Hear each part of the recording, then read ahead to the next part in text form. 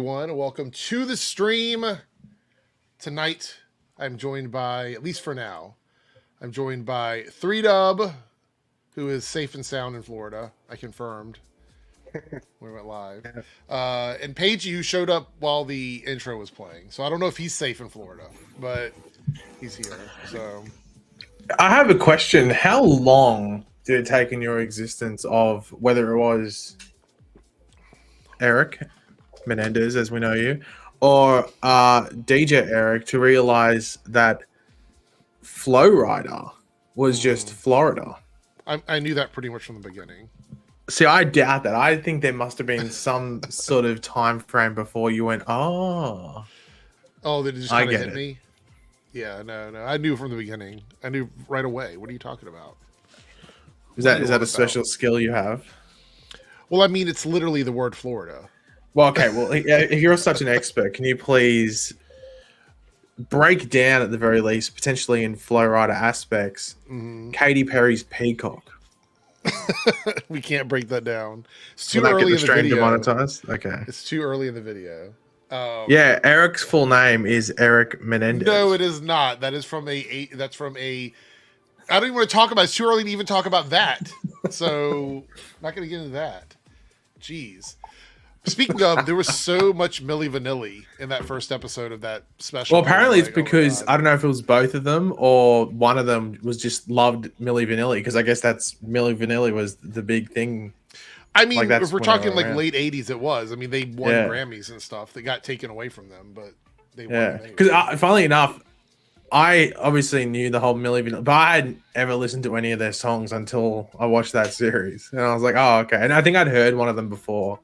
But I just never really knew what a Milli Vanilli song was. Look, the actual Milli Vanilli music is good. It's just weird that they went so long without saying who they were. The Milli Vanilli thing is that it was like a ghost artist and they lip synced over the ghost artist. Is that what it was? Yeah. Okay. So, but a lot of that happened in that era. Like, there was a lot of them. Do you remember Pump Up the Jam? That song Pump Up the Jam by Technotron? Oh yeah, Pump Up the Jam. Yeah. So Zohan. That also, they had a ghost artist performing that song. Like, if you ever saw them live or whatever for the first year or so that they were big, they had a completely different woman fronting the band, even though it was not her. But wasn't that a big thing though? CNC Music Factory did it back then with Everybody Dance Now. That was a different person. So were they was the Pump Up? Were they Eurodance, the Pump Up the Jam people, or? I think that if I remember correctly, the original producer and the team that made the Technotronic was from, I want to say, Belgium. Yeah, because I remember watching something. But it might have been during COVID or something, but they were talking about like 80s and 90s music, and they said, I think they were specifically pointing to the 90s in this stuff, but like with the Eurodance stuff, like they would literally have like different front leaders and stuff. Well, that's how Milli Vanilli even happened, was because they were basically picked up, as a group outside of the United States. But the issue is, and this is why it became so prevalent, is that MTV came out, and then we had all these bands that existed before MTV that didn't care how sexy or whatever they were, because there was no market for that. It was like, they made the music, they went out and they performed live. You might see them on like one of these late night shows or something like that, but it wasn't really like, the music videos were not a big thing. They were making them, but there wasn't a channel like dedicated to music videos. MTV spent like the first decade really creating popularity for a lot of these acts based on their music videos. And so the market sort of pushed them into the space where we are now, where you don't really see non-conventionally attractive people breaking through as often, because of the fact that the visual element of the you have to be like supremely talented to break through past your looks or something, or you'd be on like one of these talent shows, like Britain's Got Talent or something like that, Australia's Got Talent, whatever they are. The idol shows where people get to hear you sing week after week until they like you, because otherwise you're not going to get any kind of really big promotion. There's a lot of amazing singers that are not extremely I think popular. The only ones that seem to get through despite their looks are like rappers and maybe like some sort of hip hop. That's because that's like more skill based, I guess. Because I mean, the best singer in the world could be someone that's working in a clothes shop at the moment. They just can't break through. 100%. So, but yeah, it's very common for that to happen. All right, we got a super chat here from Naruto, $5 super chat, and a team member. Thank you, Naruto. What do you think about Disney Plus having live channels now? I mean, that's pretty much where all these Australian one doesn't have it, I think. Yeah. But I think that's mainly because like that includes like ESPN and stuff over there in America, and it's and all that. I mean, Hulu Plus or whatever. Yeah, the issue is though that I feel like this is the direction of everything. Everything is going in this direction where we're just cycling back into like regular TV.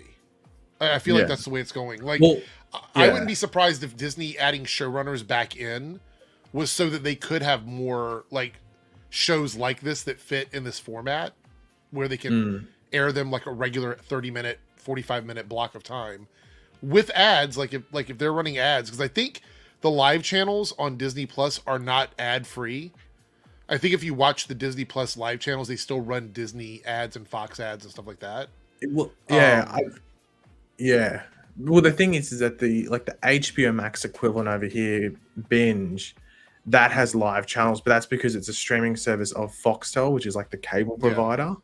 So it's sort of weird where you have it and then you'll scroll down a bit and it'll say like, have a look at all these channels that this respective shows are on. So you can just watch the channel live if you want to. Yeah.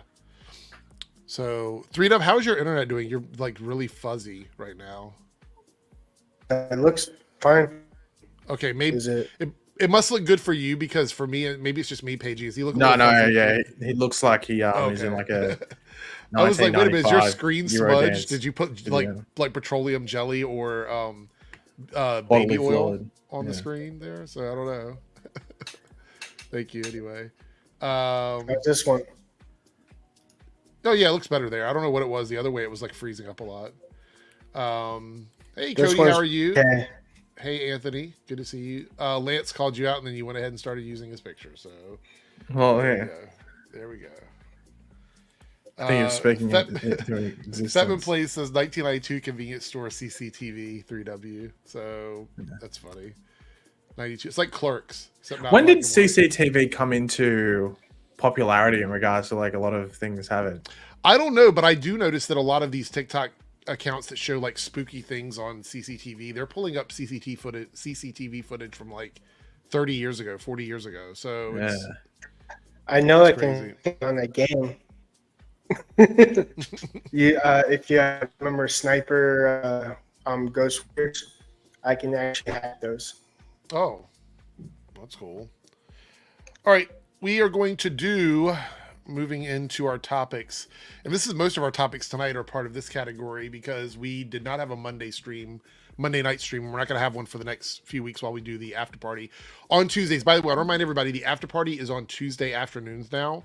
There's no Monday Nocturnal Nerdcast. All of our topics will be here on Thursday nights. So anyway, here we go.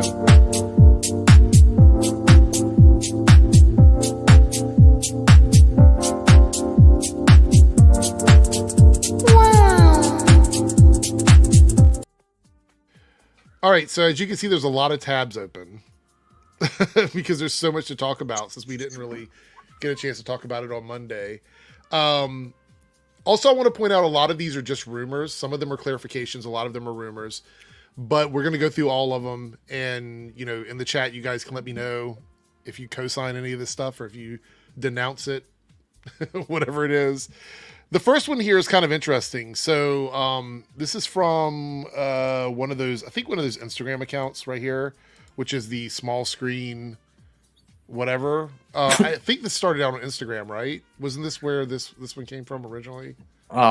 Someone's ass, I think. That's probably where it originated from. Yeah. DC Studios reportedly looking for middle-aged man to play Batman. I will say, in the defense of this person that made this up, based on the casting they've done so far, this does feel like it's a not necessarily a sure thing, but it could be likely enough for people to believe it. Is that one of the original things that came out like 4 months ago or something like that was that they were looking for a Hal Jordan between the ages of 40 and 50, and James Gunn said that was a lie. What actually happened? Right. They've got like a 50-year-old Hal Jordan. So. Yeah, that's true. I suspect. So I don't. How do I say this without sounding like I'm just hating on this? But I suspect that the age groups in this universe are not going to make a lot of sense in terms of the way they're set up in the comics, because ages are kind of all over the place in terms of where characters were introduced, how old they were. It would make more sense, in my opinion, for Batman to be older based on the way things are going, and possibly be Jensen Ackles, which I don't know if that's going to happen or not, but I feel like a lot of people want him to play Batman. But someone in that age range, I think, feels right to me. For me, it's either Jensen Ackles or Richardson. Oh, the Reacher. Well, Reacher got renewed, so he's going to be busy. Yeah.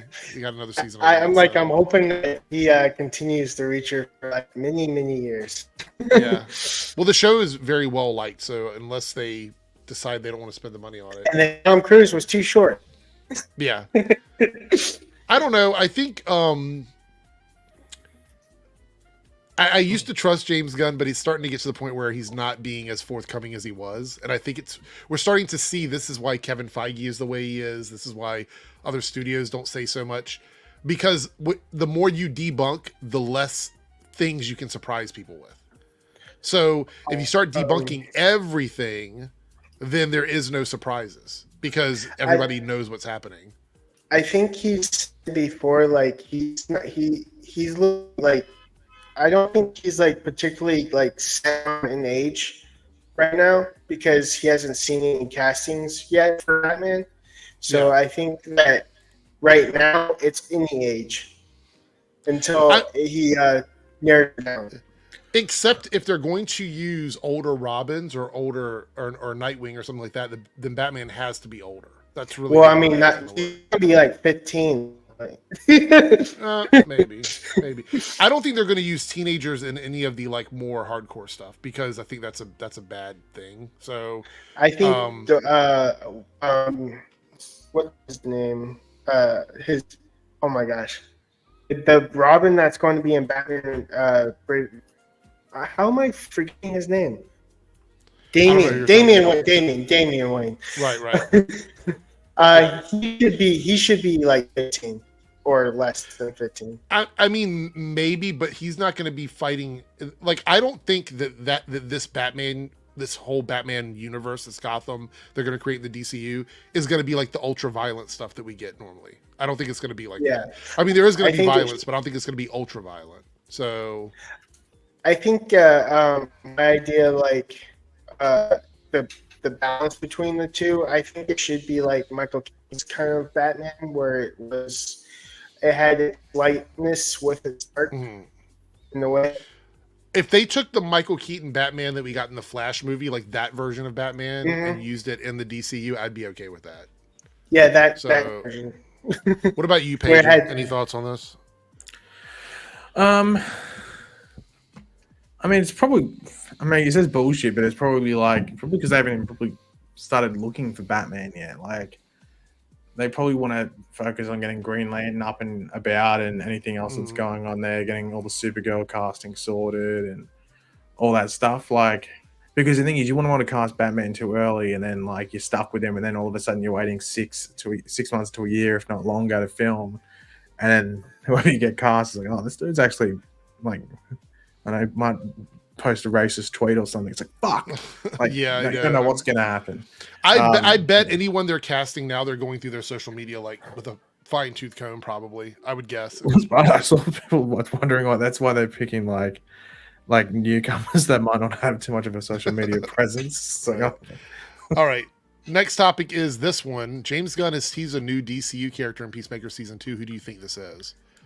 Well, it has to be a Native American character. So. Yes. It looks. 3W, you are breaking up. Yeah, you have to like restart the computer or something. Yeah, you might have to restart and come back and see if that fixes it. I'm not sure what it is. So, but yeah, so this character here, I'm being careful the way I'm scrolling, but they're saying that this might be the character from Creature Commandos here. Oh yeah. Well, he has like feathers on his like left side or something. I think it looked like feathers at the very least. It's hard to tell because it's a bit dark, but it was like sort of coming down from the left side. Defunct is saying the same thing, so I guess it is for everybody. Oh yeah, it's 100. Be the same. How's it now? It's same. You're gonna have to back out, bro. You're gonna have to back out and I think you're gonna have to like come back. I think it might be your connection to StreamYard. So, is this the character? Little Sure Shot? Is that the name of the character? I don't know. Is that the name? I don't know. I saw someone saying like I don't know a lot about Creature Commandos, so I'm just kind of going on with I saw someone saying that someone posted, it might be in those replies. Somebody said Apache Chief. That might have been the one that they said, but they posted an image and it looked like the overall design looked fairly similar, but once again, it's in the dark. You can't tell. I don't think that. Okay, so my thing on this is, people are saying about the hair color. I think that's gray hair. I think it's gray as well. It just looks an older blonde because of the fire. Yeah, so it's probably, which makes sense where it could be that person from the from Creature Commandos. Creature Commandos, and this is just the aged version. Especially if you have your favorite actor Frank Grillo playing Rick Flag Senior, and then maybe this is like someone that he knew through his. I almost think that James Gunn's reaction to the comments about an older Batman or all the backlash because he's basically casting grandpas. I mean, that's kind of like, it feels to me like he's definitely casting older for most of the characters.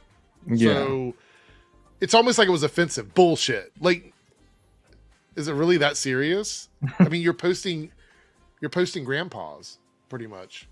Canada Graphs, you finally showed up. I mentioned you last week. You weren't here. 3Dub is entered Eric's Reloaded Robot Land. Yeah, pretty much. So, all right. Next topic here is Wonder Woman related. I know somebody asked about this earlier or mentioned it. All right, 3Dub is returned. Let's see if it's still robot. How about now? Oh, that's much better. I bought it for $50. Should have fucking worked. What, the microphone? Yeah, the microphone. The microphone wasn't what sounded. It's not the microphone. It's like you're on dial-up. Yeah, your connection was bad. Well, my microphone works now. Yeah. It's still a little wonky. It's probably because you're down there where all that hurricane stuff happened. Maybe that's what's the issue. I don't know. We'll see. We'll see if it keeps up. Okay, so here's some Wonder Woman, I guess not news, but comments. So Connie Nielsen says that she doesn't understand why DC scrapped Wonder Woman 3. It has an enormous and passionate fan base. Why am I hearing myself echo? Are you hearing that? Or is that just me? That's probably just you. I don't hear an echo. Paigey, do you hear an echo? I can hear myself now, yeah. I went hello. I think it's 3Dub. Why is that always me? 3Dub, mute your microphone and then I'll talk and see if I hear it. Okay. 100%. It's definitely, yeah. Hold on, let me try it. I rolled down the floor. Yeah. It is 3Dub. We're getting an echo on 3Dub now. So we fixed the connection issue and he comes back and now we're getting an echo from him. I don't know what's happening. It's like 3Dub is cursed or something. Anyway, Connie Nielsen says that she doesn't understand why DC scrapped Wonder Woman 3. Now? Now you're completely frozen for me. I can hear you, but you're completely frozen. You might so turn off your cam and see if that helps with your connection. Okay, now try and talk. Okay. ABC. That sounds 1,000% better. Your bandwidth must be way too low. Yeah. Like I would, if I were you, even though we would love to see you on cam because you're bouncing around having a good time, but I think your connection is probably not great right now. So you sound like night and day. It's literally perfect right now. So okay, all right, it's camera off. We get to see the 3Dub Studios logo. Okay, so Connie here says it has an enormous and passionate fan base. These are spectacular films. There's just no reason I can understand whatsoever for not investing in that. And in this article, they talk a little bit about the reception of Wonder Woman 84. Paigey and I talked about this. I didn't care for the movie in the beginning, but then I went back and watched it with the thought that like this is supposed to be a movie from the 80s. Like that was the vibe they were trying to do. I still didn't like the third act, but I don't think the movie was as bad as I remember it. I just didn't like how the movie ended. But it also had a weird release thing, like the way it came out on, you know, HBO Max and all that. So it didn't get a proper theatrical release. I think there might be something else happening here. So for 1 second, just hear me out on this. Not actually 1 second, but I think Gal Gadot's controversial stuff might be why Warner Brothers is apprehensive about like using her in another property. Also, it might be because they're trying to have a semi-clean slate going into the DCU. What do you think? Do you think that might be what it is? I think it's that. I think because everything that's carrying over is just gun related. Everything else, I mean, outside of Blue Beetle, but Blue Beetle had the lucky release timing where they were able to remove any sort of connections if there were. But then also the main plot and stuff doesn't really, you know, they can mention Batman, but we know that Batman's going to be older in this universe anyway. So he's been around. So it's easy to place it within there. So it's pretty much that. I don't think like, 'cause, I mean, you could say the thing about any other sort of project and stuff like that. Like, but everything that's carrying over is just stuff that Gunn's played with before. That he wants. What's really crazy is they used her in so many things though. She was in like almost all she was in credit scenes for other properties. Like she was the connective character for like almost all of the separate films. With Shazam and you know you want another reason why as well? She'd be expensive because the more movies you appear in, the more your contract goes up. And based off who they're casting, they're obviously casting people where they're not probably getting paid a lot for the first time out. Yeah. Just sort of to probably keep money down. So, you know, not putting like 10 to 15 million into someone that's playing the character for the first time. I also see some people talking about how good or bad she was or whatever, but I'm like, I thought she was pretty solid as Wonder. Like you back and watch that first movie, I think she pretty much knocks it out of the park. In the first movie. And that's why it works because she suited the role really, really well. You know, that's why she worked as Wonder Woman. When people were just saying that she was horrible, it's just like that's just hating to be a hater. Like that's just right. But I think some people are just working one role and that's where they work. You know, and that's why you don't really see. Or they don't. Or they play the same character essentially the entire time. I mean, look at your best mate, Big Arnie. Like, he just plays mostly the same character. Right. Just, I guess, the mood that's different. You know. Yeah, 100%. I don't know. I'm curious to see, like, when and if we're going to get... I mean, okay, so I'm not going to say if. I think it's almost inevitable we'll end up with another Wonder Woman at some point. I'm just curious to what direction they're going to go because I know that we're getting... I think they started the pre-production on the Mascara series. That's gone into pre-production now. So I think there's a script done for it. And they might have done more since I read the last news update, but we got a super chat from Mr. Seymour Duck. So funny name. I like it. $5 super chat. Just want to say, keep up the great videos from the OG 55 crew. Thank you for the donation and the positive comment. I do appreciate it. Seymour, great picture there, by the way. All right, so the next topic is the Green Lantern stuff. Are you ready to get into this? All right, so here we go. Aaron Pierre is cast as Jon Stewart in the HBO DC series. Now, a lot of people were saying this was a Twitter casting. Did you see that? They were like he was only cast because Twitter kept asking for Well, yeah, it didn't help that it was a fan cast before it actually came out that he was in the mix for it. So that probably doesn't help. That's funny. That's a Twitter casting, and then it like after he was cast, then it became the hate casting. Well, we're gonna get into that. Yeah, I mean, we're gonna get into that 100%. But I'm just trying to judge everybody's initial thoughts on this, I guess. So, so 3Dub, what do you think? Do you like this casting, or do you not like the casting? I don't know him as an actor, but I'm looking forward to a live action Jon Stewart in any case. Paigey, your thoughts? Because I'm pretty sure you're familiar with Aaron Pierre. Well, he's in Krypton. I remember watching when I did watch Krypton the first season. That's where I know him from. He won. And I did watch Rebel Ridge like it wasn't the weekend it came. I think it might have been like the following week or something. But he was good in Rebel. Like, well, that movie as a whole was pretty good. But he was, because he's pretty much the movie, so he was good in that. I'm assuming that's what got him the role. Was that the fact that he could lead something? But yeah, overall, like I think I'm fine with the casting because I'm happy. Like I think the actor's good, but I think there is question marks on it, which I don't know if you saw it, but there was, and even I said it sort of when they were going for it. Like I know that Aaron Pierre, I think both of his parents are black. I think they are. I know some people think he's mixed, but he's not. I think he's just got. I don't know. I think one parent's from somewhere in Africa, like, and then immigrated to the UK, and then the other parents from somewhere in the Caribbean. I don't know specifically what country in the Caribbean, but somewhere in the Caribbean. But people think he's mixed. I don't think maybe there's a bit of mixture in there, but I think for the most part he's black. But I did see people complain that he wasn't dark skinned enough for Jon Stewart. Okay, that's exactly the controversy I was going to get into because we have a couple things to look at. And it's mainly derived because I think the person that created the character, or the person that further developed the character, I can't remember which one it was, purposely made it that Jon Stewart was pretty dark. Like he was. So I don't know. I don't know if that needs to be like folded into the flat out casting, like how dark is someone, but at the same time, it's just like. Well, there's a video here that talks a little bit about it.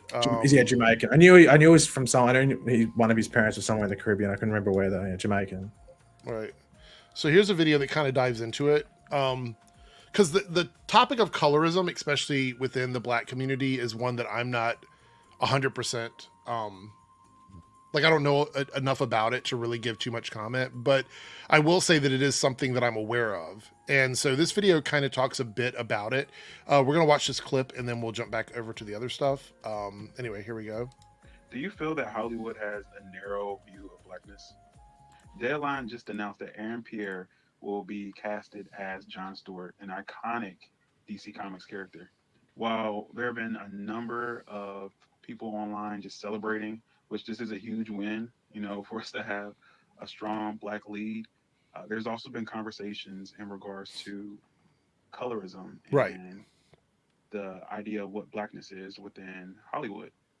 Now, for those who aren't familiar with Jon Stewart, his character has been around since the 70s, and there's been a number of variations throughout the comics as well as in a number of animated series.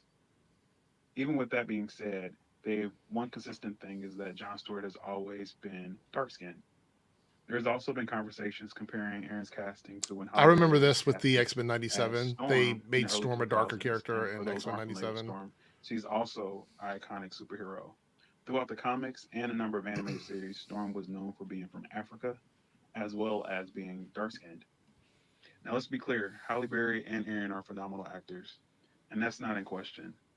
The question is Hollywood limiting what blackness actually is on the big screen?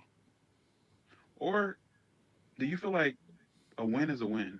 Like, as long as we have black representation, is that all that really matters? Or should there be diversified versions of blackness?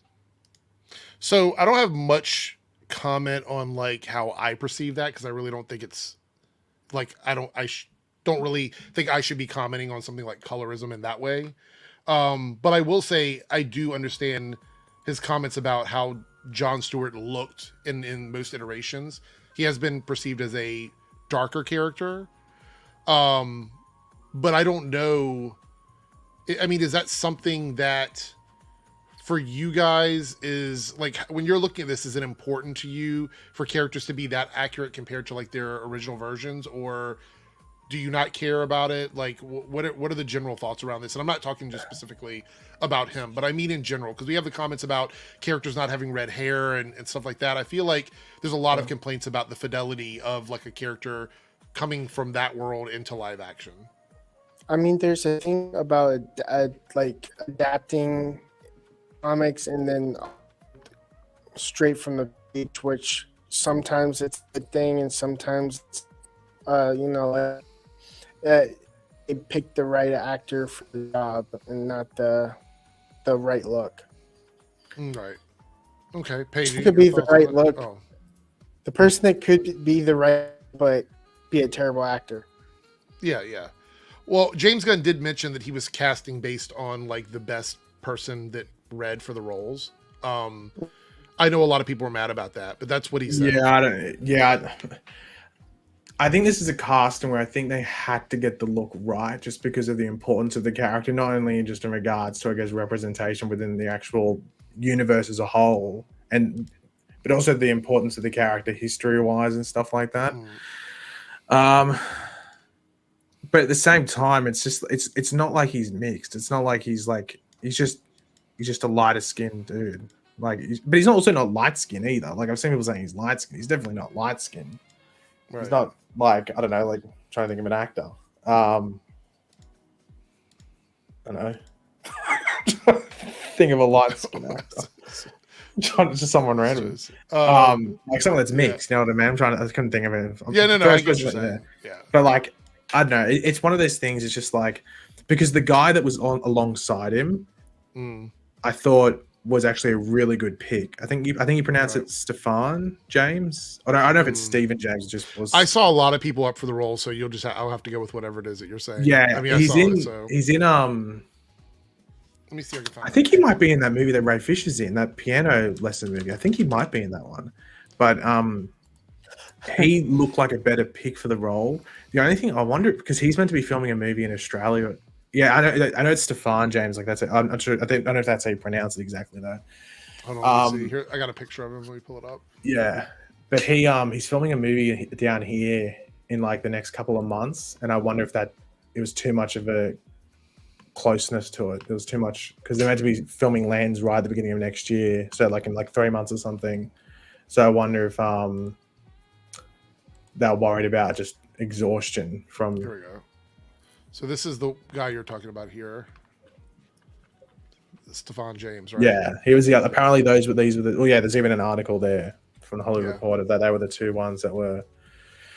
And also my view on it, and I said it in when I was talking about my channel about it, it's that I feel like Jon Stewart should be very standard looking, if that makes sense. I'll say Quinlan's jumping in. I guess he's just considered light skinned and he's not biracial. Well, I mean more in regards to how people, the light skins there and they're on the social media and stuff. That's usually about mixed people. Yeah, but nuance is completely out the window on social media. I get it. Yeah. But what's his name? Aaron Pierre. He looks very distinct. There's not many people that would look like Aaron Pierre. While I think Jon Stewart should almost look not cookie cutter, but he's in the military and everything. He shouldn't stand out. He should be this guy who's just in the middle, And I feel like is it Stephen James? They wrote with an E there. But anyway, Stefan/Stephen James, whichever way you pronounce it. I feel like out of those ones that were there, I thought he was the better option. So Anthony says it's not the black community on Twitter. It's the black community on Twitter that's speaking out about it, not Snyder fans. So we're going to go back to that article that I had up here. What was the Snyder fan thing from? Right here. I'll read this. This is one of the bigger tweets that's come out from this. It says, goes, I can't help but feel the unnecessary debate surrounding Aaron Pierre's casting as being fueled by Snyder cultists and James Gunn haters. Now, keep in mind, this is one of the many tweets that talks about this. So I'm not calling this person out. There's a lot of tweets that talk about this. So no hate towards any of these guys. As always, Twitter is quick to jump on the controversy. While I fully acknowledge the ongoing issue of colorism in Hollywood, and I'm sure there are darker skinned black actors who could also take on the role of Jon Stewart, the fact remains that Aaron Pierre's performance earned him the part. He has the potential to become a central figure in the franchise that could generate billions, making him a household name, possibly make him the next Will Smith. I see a lot of people saying that depending on if this works for him, because apparently he's a rising star. So instead of celebrating this opportunity, some are focusing on the wrong aspect. While I agree that representation is important, it's funny now that it wasn't a major point of discussion when Ray Fisher was cast as Cyborg, a character traditionally depicted with darker skin. And I do want to point out, somebody put up where is it at? Ray Fisher's got fairly dark skin, doesn't he? Right here, side by side of Ray Fisher and Cyborg here. So I don't know. I feel like I don't really. I do not have a say in this conversation. You know what I mean? It's not my place to talk about this or pick a side on this. I can only talk about what I'm reading and what I'm seeing. And it does seem like there's a pretty big discussion about this, that makes it seem to me like it is a big deal. And I don't know if it's going to be a big deal. Like, I was going to say the lighting, because it looks like he's got like a professional, like a flash. Well, I mean, the lighting is, the lighting can do stuff with everybody. It also depends on like when you go into the photo app, like if I add features, sometimes it makes me darker or lighter. It does happen. But I mean, people are calling this out. They are saying that. So, Gwendolyn, this is a good point here. People complained about the Fantastic Four castings. People complained about other castings and not being accurate for background. So I don't want to hear this complaint anymore. I mean, I understand. I get it. To be honest, I think they just chose Aaron Pierre because they probably feel that maybe he's got the biggest potential out of any of the ones like that were there to. I would not disagree with that. I think that's when I said Rising Star earlier. I think that's because he's on the radar. Hollywood is looking for someone like him to be the next big thing, and this is his opportunity. I think DC's just trying to go along the I don't know if you want to say jump on the bandwagon of it all, but jump on the bandwagon and see if they can ride along with, and then help Aaron Pierre if they see the potential there. Yeah, it's probably not good that there's drama around this type of casting, seeing it was meant to be one that, to be honest, I don't think it would have been that hard of a one to get right. And they've managed to get into a bit of a sticky situation with it. So yeah, the other thing is people are yelling that James Gunn isn't talking about this. And to be honest, I don't even know if he could appropriately. Well, I saw that people were about this. You know what I mean? Like, I don't think there's anything he could say that would make this good. You know what I mean? Like I don't see that happening. Yeah. So the thing I saw is that people were wondering because all three major producers or writers on the movie, what is it? A TV show. I think they're all white, and then James Gunn is white, Peter Safran's white. But I do think one of the I think like not a major producer, but just one of the people on the production people. I think there might be a couple of I think at the very least, at least like one or two. Black producers or writers or something. You know what? This is exactly why I'm not trying to like judge this whole thing, because this is something that the Black community worldwide, anyone who deals with like darker complexions and issues with the racism between like a darker complexion versus a lighter complexion, all that. These are things that I don't even understand. So that's why I'm trying not to like put too much into it, trying to be as respectful as possible.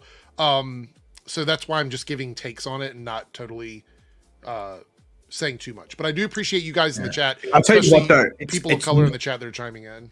I don't think it's a good sign that the two castings, I think were arguably the easiest ones to do in this DCU, have become the biggest shit shows, which is this one and the Hal Jordan casting. Yeah. I actually don't know how they managed it. Yeah. I'm not saying that they're like, I think Kyle Chandler's a great actor. I think Aaron Pierre, from what I've seen, it's only been two things, but one's very recent, so he's very good. Right. But I don't think it's a good sign that they've both turned into shit shows. Anthony, I don't think the casting has anything to do with racism. That's not what I'm saying. I think that the discussion around the skin complexion is something that is a big deal in communities where there are, I don't want to say like, I guess social hierarchies on like how dark or light someone is. Again, I've read stuff on this, but I am not well enough versed in it to really dive into it. But I'm not personally saying that this was a racist thing when they cast this. That's not what I'm saying at all. This is another post here. It says that Jon Stewart, like all Black characters, gets drawn darker or lighter depending on the artist. At the end of the day, why can't people be happy we're getting our first live action Black Green Lantern? Oh, he's not like dark like in the Justice League cartoons. Are you that smooth brain? Are you going off what happened to the Black Unity? He's less black because he's light skinned. See, this is what I'm saying.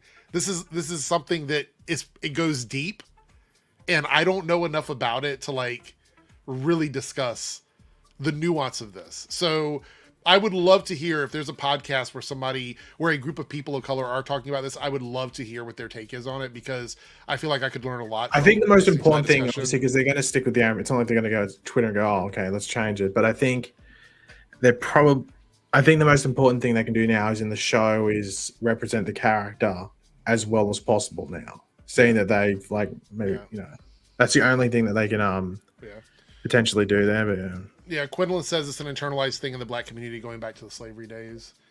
I don't know. The chat is just as divided as like everybody is on this. I see some people in the chat going, "It's not that deep. It's not that big of a deal." Other people are saying it is a really big deal. So I don't know. But yeah, it depends on who you are and your experience. Yeah, I don't know which way this is going to go for them. But I feel like this is a really, I don't know.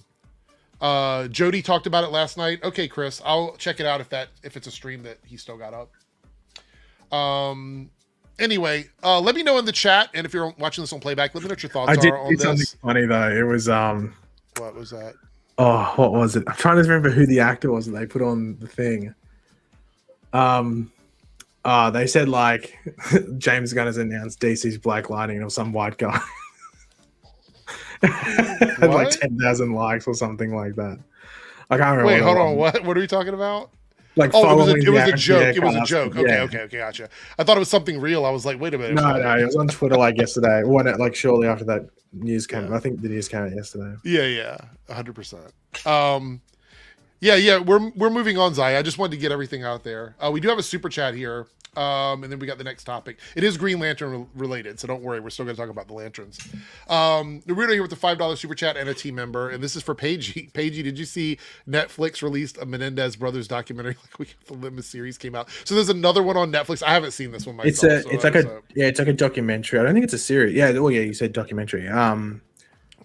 It's just like a recount. It's like an interviews with like people that are on the. I watched it like about like 2/3 of it yesterday, and then I had to go somewhere. Is it better than the TV show? Well, it's just it's like phone interviews with the two Menendez brothers. Then they interview the person who was prosecuting them, and then a couple of people that were involved in the legal side and stuff like that. Nothing was really like that. It was just more like hearing the two brothers describe things. Like there was nothing really that groundbreaking, really. But it was just like if you wanted a condensed version of like and like real-time footage and stuff like that, I guess it's somewhat interesting. But it wasn't. I don't think it like necessarily like debunked too much stuff from the series. Look at this, Cannon Grabs. Classic page I came back. He's talking about. Actually, it was a super chat though. I have to give it. It was it him? So, look, Quinlan. That's one of the conversations we've been having about all of these Ryan Murphy specials. There's actually I saw a post on Reddit where it's like, can Ryan Murphy stop making TV shows? They're making an Ed Gein one. Actually, the Ed Gein one's the only one that I think actually warrants being made because of the cultural impact those murders had.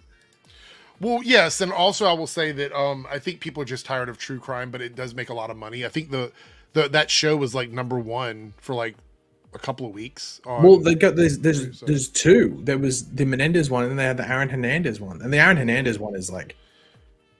Fucking, it's so bad. It's so bad. It's good. It's like it's awful. Like some of the casting and the acting is awful. All right, so we have more. We have more Green Lantern stuff. This one makes me kind of, I don't know. There's also this has divided people online as well. Let's go ahead and get into it. The Lantern synopsis: the series follows new recruit John Stewart and Lantern legend. Again, the fact that he's been around before Superman for so long, something just ain't sitting right for me with that. Two intergalactic cops drawn into a dark Earth-based mystery that they investigate a murder in the American heartland. This screams discount to me. It seems to me they don't have a lot of money to make this show. Because I'll be honest, this does not make me excited for the show. I saw I guess a sequel to this where it's supposed to like merge into the overall story that DC's being told. Like it's supposed to hint at the big bad. And that's fine. I expect all of them are gonna, like the ones that are connected to the movies are gonna tie together or whatever. But this particular synopsis makes me not care about this because I have a feeling we're not gonna see a lot of big Lantern things in it. And I know a lot of people are like, well, true crime is really good and people like it. Yes, but we're finally getting two Lanterns together. One of them being a Lantern we've never had in live action, and we're sticking them into like a mystery in the middle of the United States. It sounds boring to me. What do you think, Paigey? Yeah, the more I hear about it, it's still interesting in some way. But to be honest, in comparison to what Belanti was developing, this feels like Green Lantern light. Like diet, 0 caffeine, 0 bubbles, not in a can, in like a wooden barrel Green Lantern. And I feel like it's just a piece of the puzzle for the story rather than trying to make a Green Lantern show. It's just a piece of the DCU story. I was so disappointed in this. Because the thing is that haven't we learned the lesson with not only what some of the DC stuff was previously, but even what Marvel's been trying to do recently, where it's just a piece of the puzzle. And funnily enough, it's a TV show, and that's half of the Disney Plus stuff is just, it's a piece of the puzzle. Well, that is exactly why Disney has shifted away from that. That's why we're getting shows now that have showrunners that are not connected to the bigger movies. That's the whole point. Like, this feels to me like they looked at what Disney was doing and said, we're going to do the same thing that they've already spent 3 years doing, except they learned their mistakes from it and they've moved on, and we're going back to that. It feels like they're trying to catch up with that. And I don't understand. I don't know anybody that would want to watch this seriously. Honestly, I can't imagine anybody's super interested in a Green Lantern mystery that doesn't take place in space. It's hard to believe that any Green Lantern fan would look at this and go, this is the Green Lantern show I wanted. If that happened, they're probably not a Green Lantern fan. They're talking out of their ass, because that's not what you'd want. Green Lantern's a space opera. It's incredibly cosmic, and most of the time should be spent, whether it's on OR or whether it is elsewhere in space. They're fucking space cops. Yeah. Space cops, but it's all on Earth. Like, just get Earth cops. Get the Justice League on it or something like that. Like, that's what I really worry about. Now, I'm not going to, obviously, no, the murder is on. It says in murder in the American heartland. It says it in the synopsis. Is this America on Mars? Is that? Yeah, sorry, yeah. I mean, I feel like they're. Yeah, 3W. That's my only concern is that. Yeah.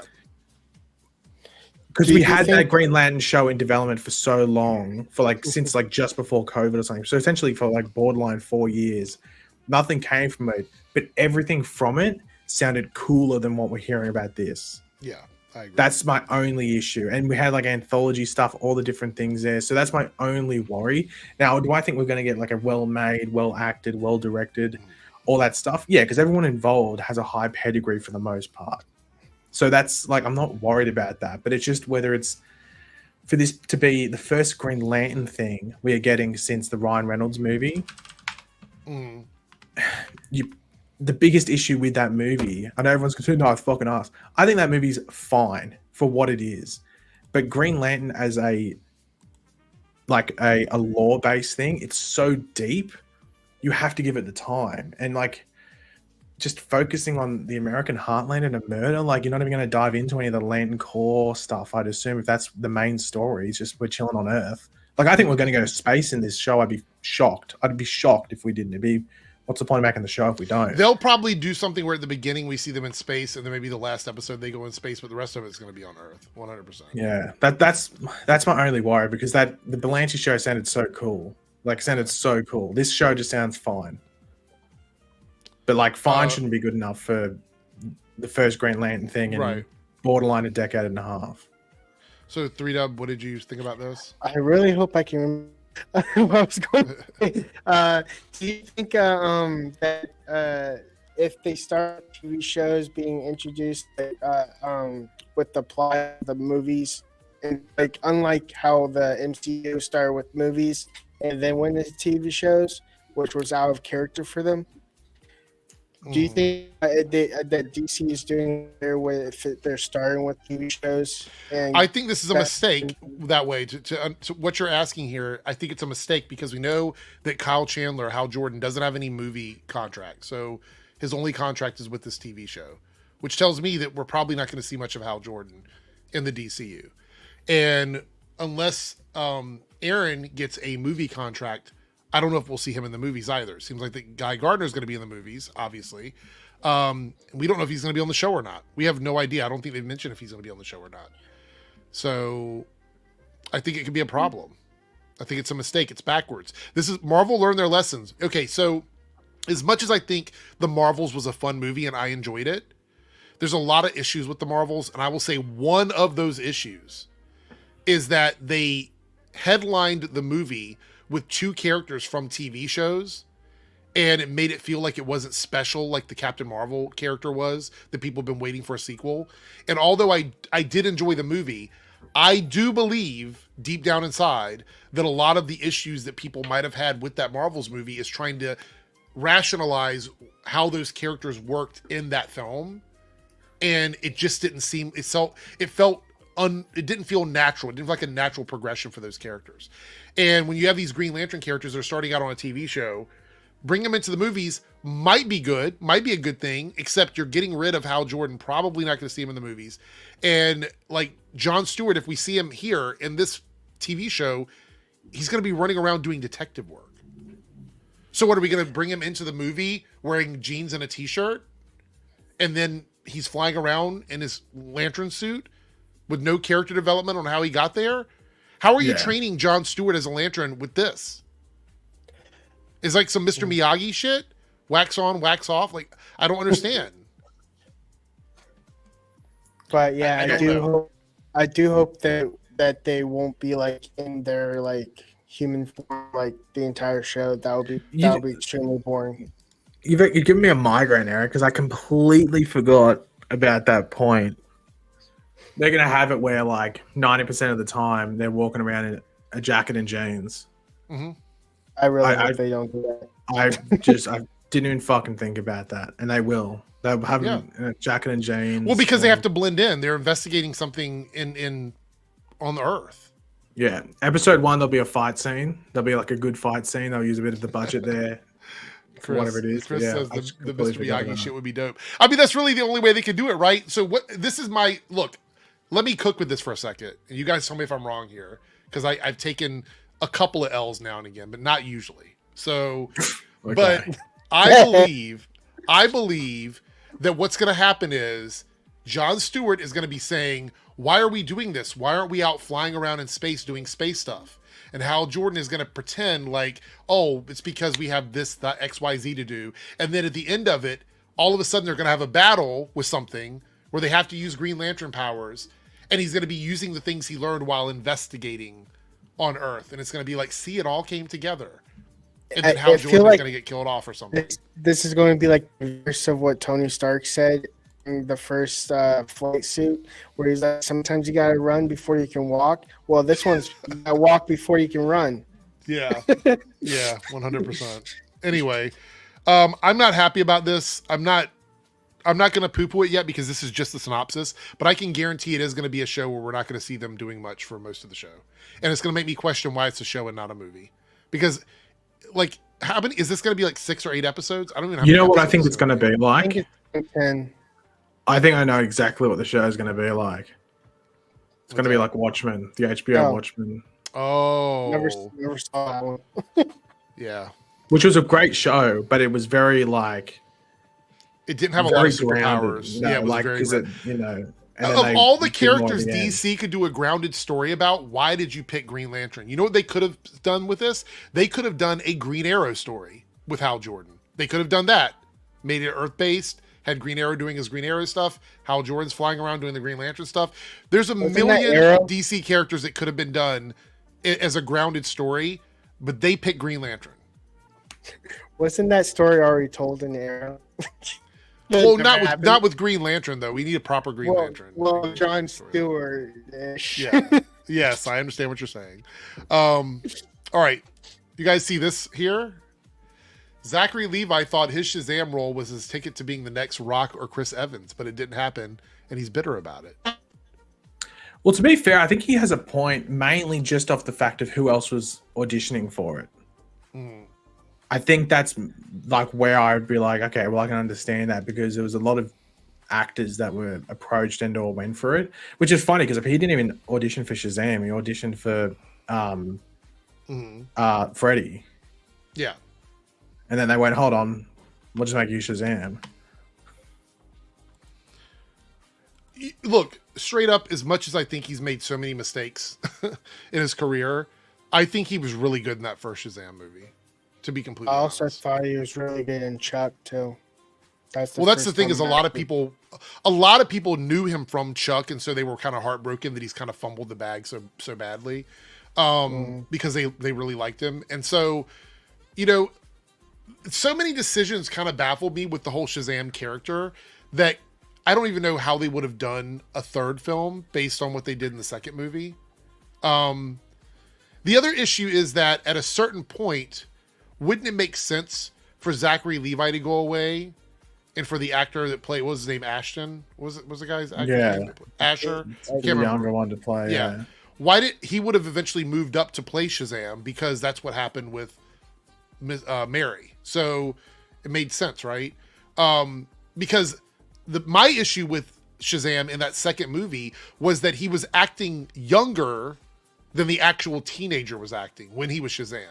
And I think that was kind of an issue that I remember having with that second film. Other than that, I didn't really hate it too much. But I think that actor that played Billy was actually 18 at the time. Yeah, I think he had to act like he was like 16 or something. Yeah, I mean, there's just so many things they could have done with the movie. They just fumbled. He fumbled. He's never going to be either one of these actors. And to be quite honest, Chris Evans has really kind of pulled back a lot on big films. He's just doing smaller projects, passion projects now. And you wouldn't really want to be The Rock, because remember what The Rock did with Black Adam? So I don't necessarily think that's a good idea either. So, yeah, I don't think he wants the hierarchy of power to change again for benefit. Yeah. Anthony here, Team Eric member for 49 months. Thank you so much, Anthony, for all the support. A question show with Huntress would have been better. Again, I'm not saying that you're wrong. You're absolutely right. There's a lot of ground level characters that make a lot more sense, or semi ground level characters that make a lot more sense than Green Lantern. When you say Green Lantern, I think of space. I think of space stories. That's like DC's most relatable space opera is Green Lantern stories. So to make them put them on a grounded, what is it, like murder mystery, I don't see it. Look, again, I could see the trailer and be like, I was totally wrong. Like with Kraven, I hated that first trailer. I really enjoyed the second trailer. I'll admit when I'm wrong, but right now my initial reaction is I'm not super excited about what I'm seeing. Thank you so much. Gary Gammon is here. It's late at night after 12. 199 super chat. Did you see Clark and Lois do it last episode? Is this really Gary? That is hilarious. Yeah, I totally saw it. It was a great scene. So good. Such a good scene together. Anyway, thank you for the super chat, Gary. I appreciate it. I don't even know if that's really Gary or not. I feel like it is, but I'm just gonna say I'm not sure. Not for certain. Okay, so we're gonna move on to the next topic here. What do we have here? Oh, Velma has been canceled after 2 seasons on Max. Any thoughts on this? I don't think I don't know how to say my thoughts without actually for it to sounding bad. I didn't really care for Velma season 1. I don't think anybody did. This is why it was like they got a season 2 because they were locked in for 2 seasons. But I don't know anybody that liked. I have not met one person that liked the show. Okay, so it's just not me. Okay, it's not just you. No. Look, Paige, we talked about this. I don't think there was any issue with doing race swaps or any of the stuff they wanted to do. The show just wasn't good. It just wasn't a good show. I'm surprised they got a season 2. There's I think Scooby was a person in it, right? Like an actual person. I don't know. I didn't watch it. It was bad. It was bad. Like I watched 3 episodes of it. I was like, no. This is one of those things where a lot of the Grifty Tube channels really went hard on the first season.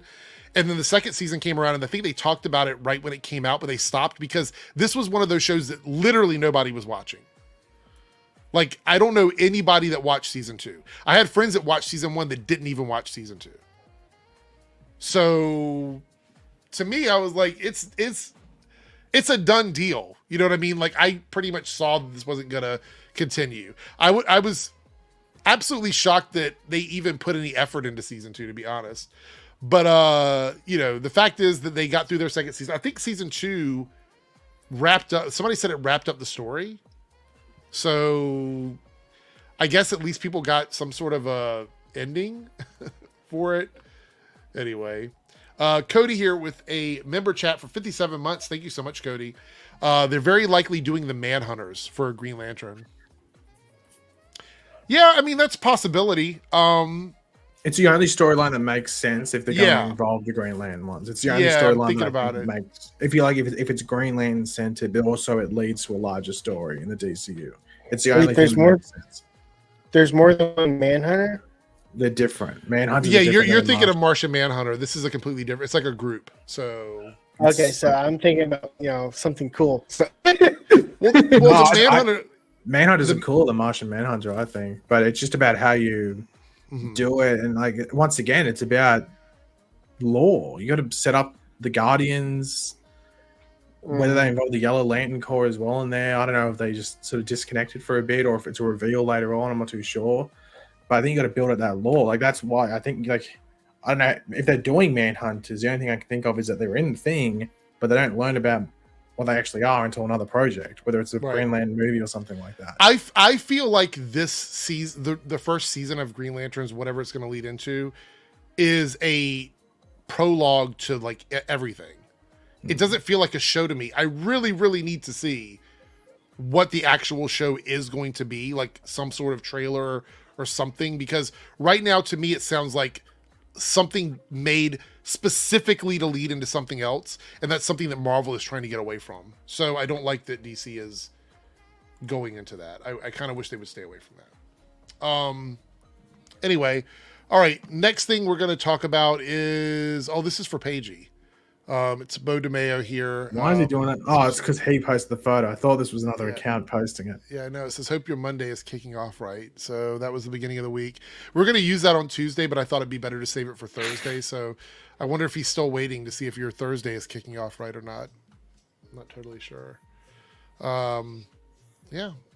I swear this guy probably doesn't own any t-shirts, but anyway. All right. Moving to some Marvel stuff. Blade updates. Yeah. All right. So there's a lot of them, but this is one of the ones I pulled up here. So I guess it's James Samuel said he's not directing Blade. I don't know where these rumors start, but I'm not in talks to do Blade with Marvel. I love the Daywalker, though. I cannot wait to watch that joint. A lot of people believe it's only a matter of time before Mahershala walks away from the project. Do you? I think they're probably one director rotation out from him going, fuck. I do, mate. Mahershala's not getting any younger either. Like they're gonna have to try and get this going. Yeah, I'm so frustrated. I know we've talked about it. We've said how hard can it be to make a good Blade movie, but then we had the Blade TV show that wasn't good.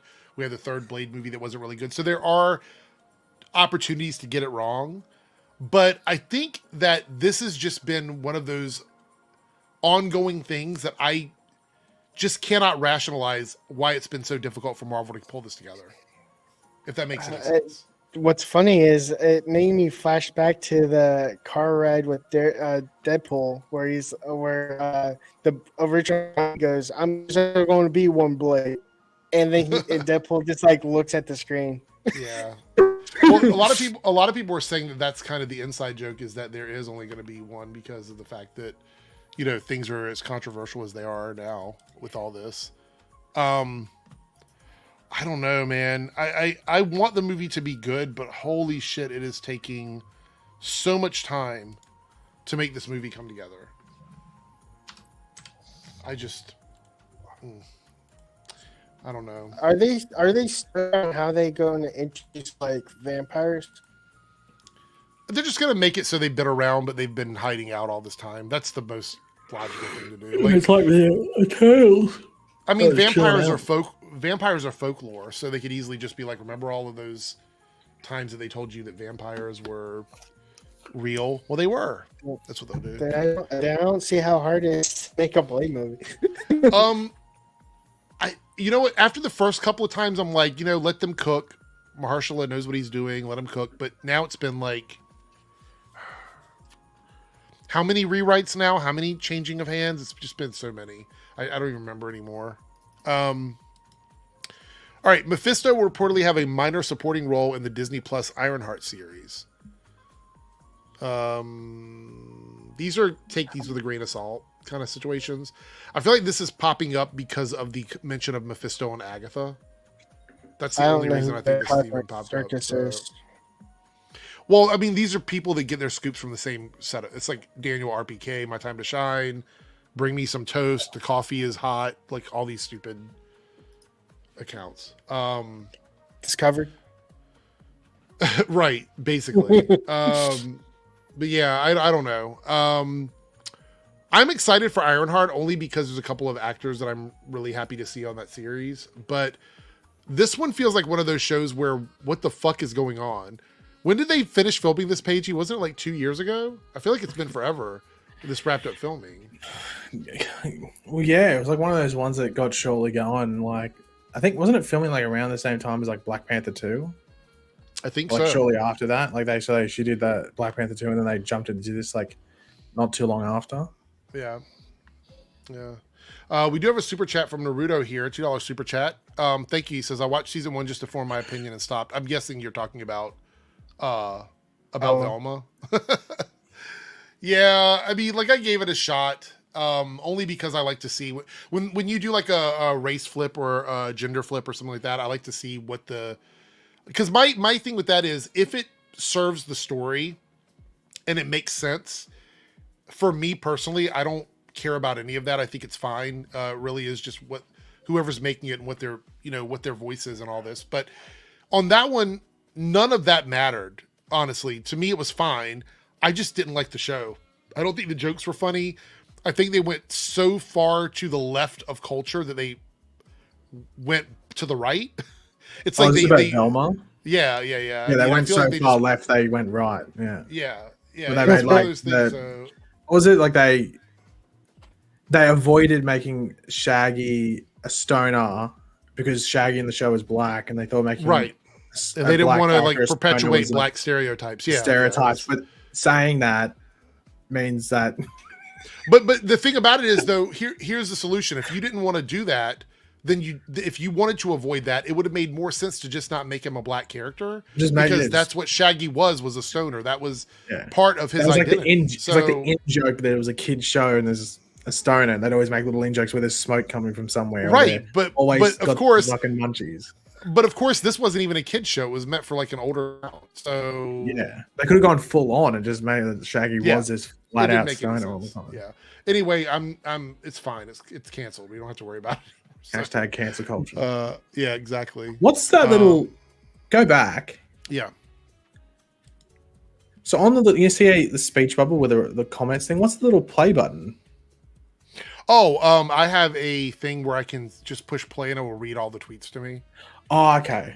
I was wondering. I was like, I never seen it's an add-on called. It's like a dictation sort of thing. Speechify. Yeah, like basically, if I want to do something else, like on another tab, I can just hit play and it'll just read everything on the page for me. Okay. So, well, you were like, wait a minute, what is that? Yeah, I was just confused. I was looking like, did someone attach an audio clip or something to it? Yeah. If you don't want to read articles, like if you like one of those long Hollywood Reporter articles, if you don't want to read them, you could just add that to your Chrome and then hit play, and it'll read the article to you. Okay, I use Internet Explorer, so hit play with your imagination.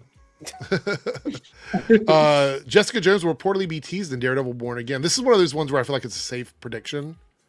Well, what's teased? Like Jessica I guess they'll mention her name a couple years ago. Yeah, and then that's what I mean. They'll mention her name or something. Look, everybody involved with these Netflix shows said they would come back. I mean, pretty much all of them said they would come back. So they should say maybe. They should have said maybe. Maybe be teased. Well, reportedly, likely, maybe. Those are all the same. No, it wasn't. It might. So, it might be teased. That was the term. Yeah. Might be teased. Yeah, maybe. She might show up. Yeah, absolutely. Yeah. I might jump off a cliff. Like, we don't know what's going to happen. All right, so this is another one that kind of like whatever. Once Tom Holland's Spider-Man gets a symbiote suit, he may keep it for the next couple of Spidey films. He's going to get and lose the symbiote suit the same movie. They're not going to keep him with it. They're going to flick it. Well, they need to for merchandising reasons. Or he's going to get it in like the final act or something or whatever. Yeah. Look, I'm excited about getting a proper symbiote storyline, but he doesn't need the black suit for more than one film. Like they could easily have him wearing it in the first film and then start that process in the second film leading into, because to be quite honest, if it is going to be a new trilogy of movies, he kind of has to leave it at the end of the film. It kind of has to go away. That has to happen. I mean, the only way they could maybe make it work is if he keeps it in for the next film, like halfway through the next film, but then you've only got a movie and a half to finish off the whole symbiote saga. That doesn't seem like a lot of time for me. I think it's a good idea that he may get it, in the fact that I think he gets it in Secret War. Like, I think that's a good thing, but at the same time, he should lose it before his solo film. I think that the symbiote saga should lead into something where all the characters are fighting and not just Spider-Man, or some sort of like multiverse Spider-Man storyline. I would like that, but I don't know if they're going to do that again. I feel like that's probably a big ask for them. So a big ass. Big ass. Here's another one. Brie Larson's Captain Marvel will purportedly be one of the leading Avengers in Avengers Doomsday and Avengers Secret Wars. Again, very safe prediction. She's most likely going to be involved in both of the movies because she is a member of all of this. And she's okay as shit. Of course she'd be right. There. So she's going to be there. She's the equivalent of like a superwoman. She's probably got what hairstyle she's going to wear this time. And it was probably in Brie Larson's contract that she's in the next two Avengers as well. Like, shouldn't be that too hard. So this is another one where I'm like, yeah, probably, most likely. Like, was it worth the article? Like, yeah. Well, I mean, people are clicking on it. I'm looking at the impressions. 434,000 views on this one, so it's worth it for them, I guess, to put this out there. I know you don't like Brie Larson in this role specifically, Paigey, right? You don't think she was the right casting for Captain Marvel? I like Brie Larson as an actor. Well, yeah, like I like her in most of the other stuff she's done.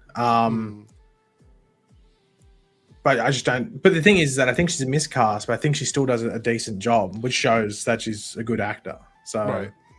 So I'm not like, whenever I see her on screen as Captain Marvel, like, like whatever. I'm not triggered. Yeah, no, I wasn't. But it's just like, they could have done a better job with the casting. At the time, she'd just won Best Actress at the Oscars and stuff like that. So she was and she had blonde hair. Like, it was an easy. I mean, I will say this: people that are at a certain level can make all the roles work, but they might not be the best in that role. But when you've got a certain level of talent, you can do it. It's not like she was a nobody that got it. They got her off her name and her resume rather. Yeah. But I'm fine with that because you're still getting a good actor, so they'll be able to lift. So basically, you had an idea of like what Captain Marvel should be, and she wasn't your ideal imagination in your head when she was cast. Well, I wasn't really thinking about the casting at all. It's just that, like, when I saw she was cast, I'm like, oh, she's probably not a good fit. But the thing is, Cody, I like her as Captain Marvel. Paige and I've talked about this before. I think she's really good in the role. But I don't necessarily think she was a miscast. I like her, and I really enjoyed that first movie. I thought the Marvels was really fun too. I wish we got a proper Captain Marvel too, without moving into that group movie. Because I feel like the Marvels was them sort of trying to create a group movie to make up for the lack of the Avengers films. That's kind of where I felt on it. Like, I thought they were making it because there hasn't been an Avengers movie since Endgame. I felt like it was like a 1.5 of Captain Marvel. Like, yeah, maybe. It wasn't a full-on 2, but at the same time, it's a 1.5. Okay, so let me put it this way. I feel with the Marvels, in regards to Captain Marvel specifically, not the Marvels movie, because I think the Marvels movie is fine. It's a lot of fun. I didn't have a lot of issues with it. I think in regards to Captain Marvel as a character specifically, it felt to me like how we had Man of Steel and then we had BVS. You know what I mean? Like, I felt like there should have been another movie to give her a little time to warm up to everybody, to flesh out her character. And I just don't think we got that. I think we jumped into a group film. Well, just go back to Cody's thing. My only thing with it is that I've always compared. This might trigger people, I don't know, and Eric might agree with me, but I always very much compare how Captain Marvel should probably be like fairly represented is almost similar to Superman in regards to the fact that they are OP. Yeah, they're very OP. And that's why the casting is important, because I think you have to, or at least how you're going to present it, is that the character has to come off charismatic in some way, shape, or form, while also appearing that they know that they're powerful as shit at the same time, but also not being ridiculously cocky with it.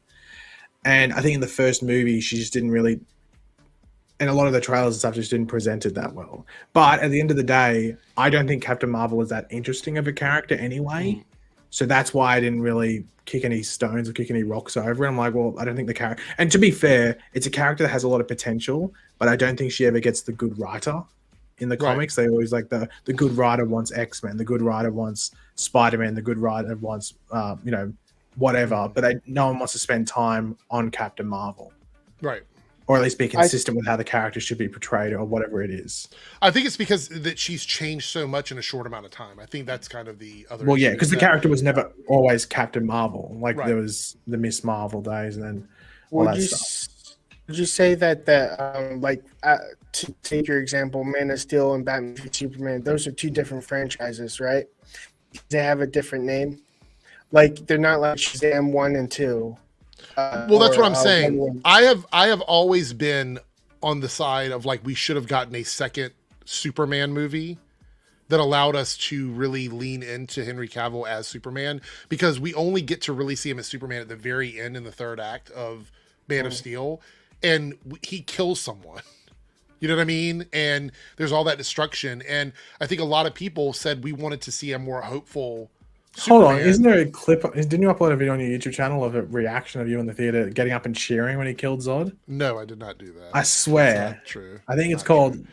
I did not swallow.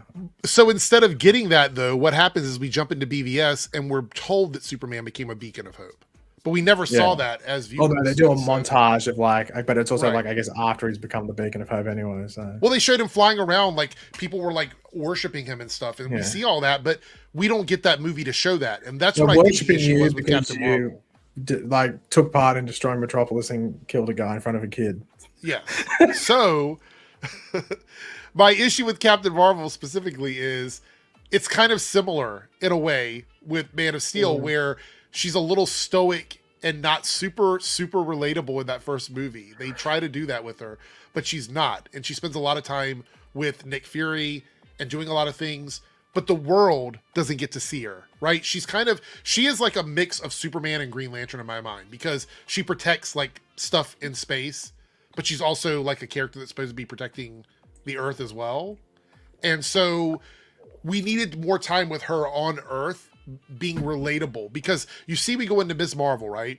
We go into Ms. Marvel, and Ms. Marvel is a super fan of Captain Marvel when we see her in the series. And that's fine, except when did that happen? Yeah. When did that happen? When was Captain Marvel on Earth enough as a superhero for someone to be a super fan of her? I'm not saying that she can't be. Absolutely 100% she can. But from a viewing perspective, that was a missed opportunity for Marvel. And I think that was probably an issue with the Marvels movie, is they were hoping that everybody would come in to see those two characters connect. We never had a chance to see Captain Marvel on Earth doing the things that people would have fell in love with her for. And so to me, still, I loved Captain Marvel. Again, I want to reiterate, I loved Captain Marvel. I know some people don't. I really enjoy that movie. I thought the Marvels was okay. I think they could have done more with Captain Marvel as a character, and I think they jumped too quickly into the group movie. That's just my opinions on that. How would you use Miss Marvel then? Like, would you still have her as a fan of Captain Marvel? Absolutely. We absolutely could have, but the thing is, they could have done a Captain Marvel movie that took place out of chronological order. Like they did it with their first movie. That movie took place back in the 90s. They could have showed Captain Marvel doing stuff on Earth more recently, where Ms. Marvel would have seen her. But instead, she's always this mysterious character that just kind of flies in, once in a blue moon. And I think technically that Captain Marvel 2 should have been like, not Miss Marvel, her superhero, but her real name, go around and like follow Captain Marvel in Captain Marvel 2, like have her on the street like 3W. You're breaking up so badly right now, and I know it sucks. You are, like, it's bad. Like, is it just me, Paige? Are you hearing it too? Pagey. I just muted myself. No, I'm getting like every third word. I can't. Yeah. I can't understand what you're saying. Yeah. So you might have to drop out and come back again. I don't know, or check your internet a little bit. Restart your router or something. Yeah. I mean, I don't know. Anyway, yes, I think what you're saying, what I caught of what you're saying is like something that sort of teams them up together in a different way.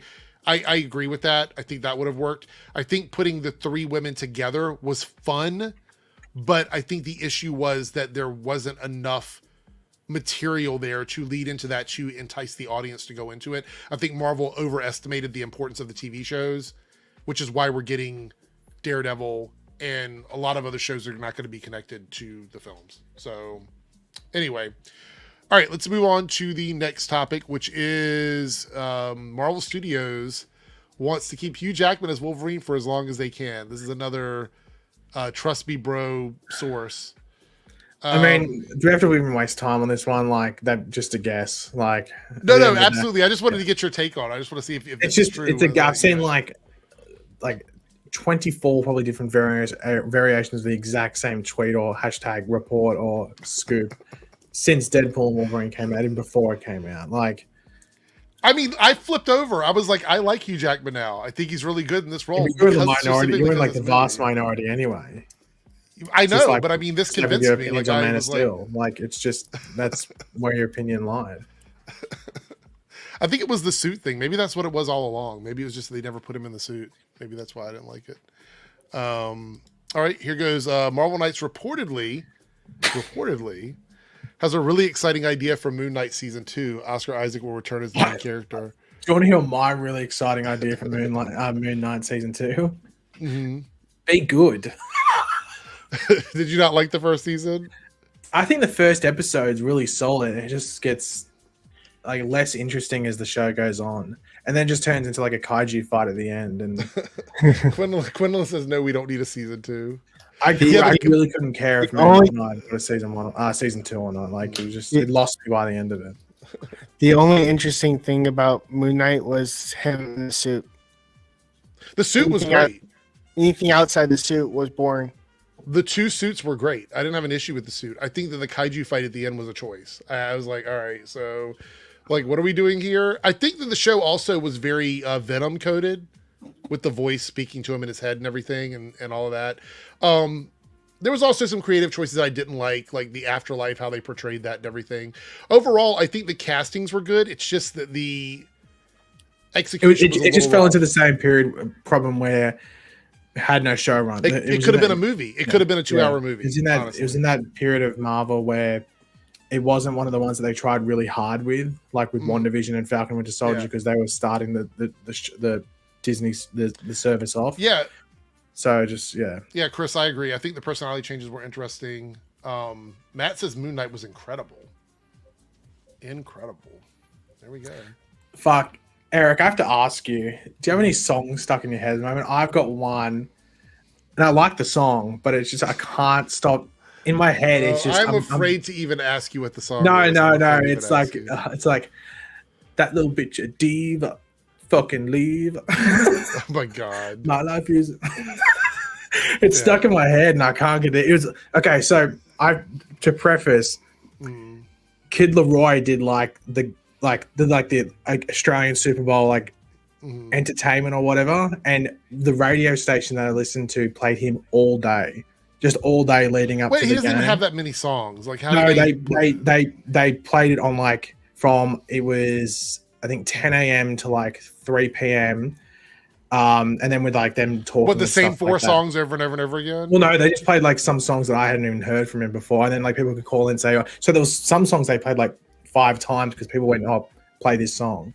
And they played that diva song 4 times in the space of 2 hours or something. I get requests for that song still at the club, so it's a good song, but it gets stuck in my head. Yeah. Cody says, see, here we go. A lot of people want Oscar Isaac gone because he's not Jewish. This is when we're talking about the Green Lantern stuff, the studios, when they're casting, they don't really think about stuff like this. You know what I mean? They don't think about this at all when they're looking for somebody for a role. Marvel particularly, because they will cast character or actors in character roles if they think they're going to make money, regardless. Like that's the whole drama with RDJ as Doctor Doom. RDJ was an Italian, and he did an awesome Tony Stark. That's what I mean. Widow, like they weren't thinking about any of that when they cast people. Black Widow was Russian. And I'm not co-signing it or saying that it's a good thing. I'm just pointing out that's the reality of it. And I think it's going to be the reality for a while. Green. Sony wants Andrew Garfield. This is from My Time to Shine. Sony wants Andrew Garfield to return as Spider-Man from multiple upcoming projects because now he's back from his acting break, I guess. I would be okay with this, but he's obviously going to be an older Spider-Man if he did this. I'm okay with it too. What's King in Black? It's a story from the comics. Is that Kingpin? No. It's related to like. Go ahead. Sorry, 3W. You are like it's static world from your end. I don't know what's going on. I turned off my VPN so it wasn't going through Amsterdam. Why the fuck were you going to Amsterdam?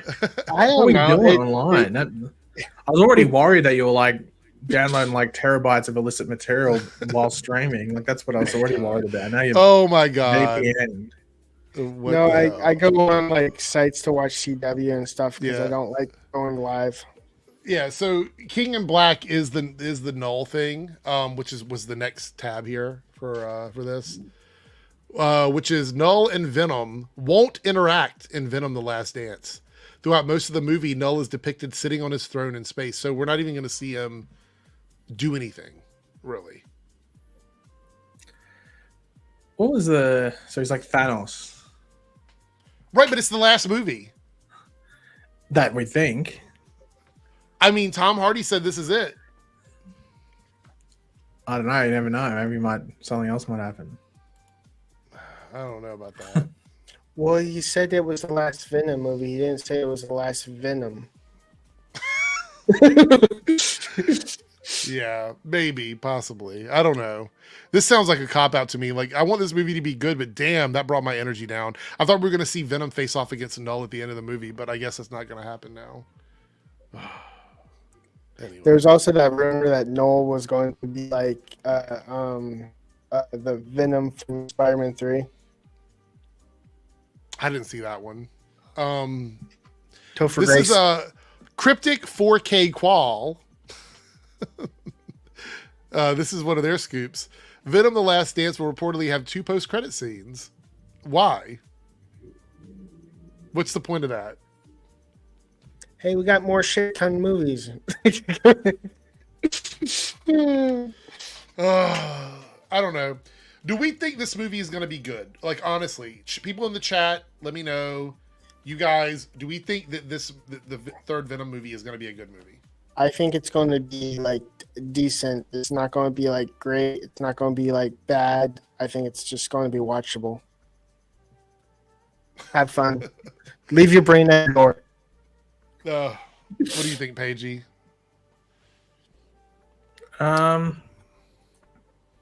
You saw Venom was on Hot Ones, right?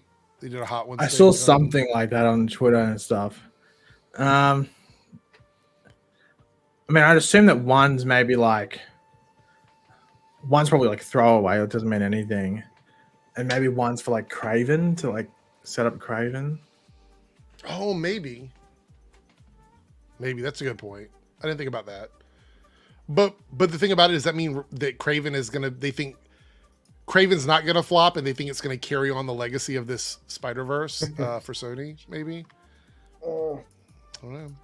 Lone Wolf, member for 47 months. Thank you for the support, Lone Wolf.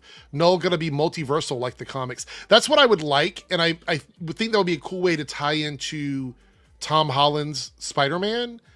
But the only issue with that is, does that mean that Tom Hardy's Venom is done and we're going to meet a different Venom in the MCU? Maybe? I don't know. How would you feel about Agent Venom being like introduced? I love Agent Venom in the comics, but that's one of those things where we have to get through proper Venom first. Again, which think about this for a second. So we have these Venom movies, right? we had these 3 Venom movies. Is Marvel, like the Marvel MCU section of Marvel, would they bother doing another Venom storyline so soon after the Venom movie? Because this is the next Spider-Man movie. They would have to at least tease it in that Spider-Man movie. And I actually think they'd have to introduce it in that Spider-Man movie, but I could be wrong. Do you think they would do a Venom storyline so soon after the Sony Venomverse ends? Well, maybe that's what they might tease, but I know I'm still, because Sony's really got those Spider-Man rights around the throat. Like they don't want to let them. They like change at the hip with them. Like they won't let them go. Like they want control over that, at least, even if it's just for the money that the movies make and stuff like that. So I don't know, because the thing is, if they did Venom in the MCU, like, would people want Tom Hardy's Venom? Like, would they? I think Tom Hardy's Venom would work well with Andrew Garfield. I don't see his Venom working well with Tom Holland. Yeah. Like, I actually think his Venom would fit in with that world of Andrew Garfield's Spider-Man. I honestly feel like they're very similar, in my opinion. Yeah, I don't know. It'd be interesting to see what it is. Like, to be, I'm still shocked there isn't an actual Spider-Man in this, to be around these villains and stuff like that. Like, because I mean, look, like we see it with like how like people are smart enough, they can differentiate between the Tom Holland Spider-Man and another one. I mean, look what they're doing with DC, where there can be the Matt Reeves thing. We know that's going to be going on for at least another few years, and between that series coming to an end, the James Gunn one's going to come out. You just got to get. I mean, people are dumb. Yeah. All right. There's a Venom frog. This was from the. There was a little. I'm not going to play it because I know it'll get flagged. The Venom stuff is getting flagged.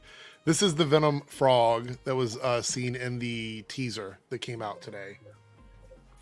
It turns from like a Venom tadpole into a Venom frog. What do you think about this? Oh, it's pretty fucking stupid. But chat, chime off. What do you think about this? Is this based or is it completely bad? I just want to know, because I'm thinking it's not great. I'm thinking it looks really bad to me. Like the actual visuals on this don't look good. I think it just looks really bad. It just looks weird. It just it looks like it just looks odd. 3Dub? I'm scared to talk. Actually, that's what it does look like. It looks like Taz from Looney Tunes. Oh yeah, it does. It also looks like Eric in the Morning. Oh, 100%.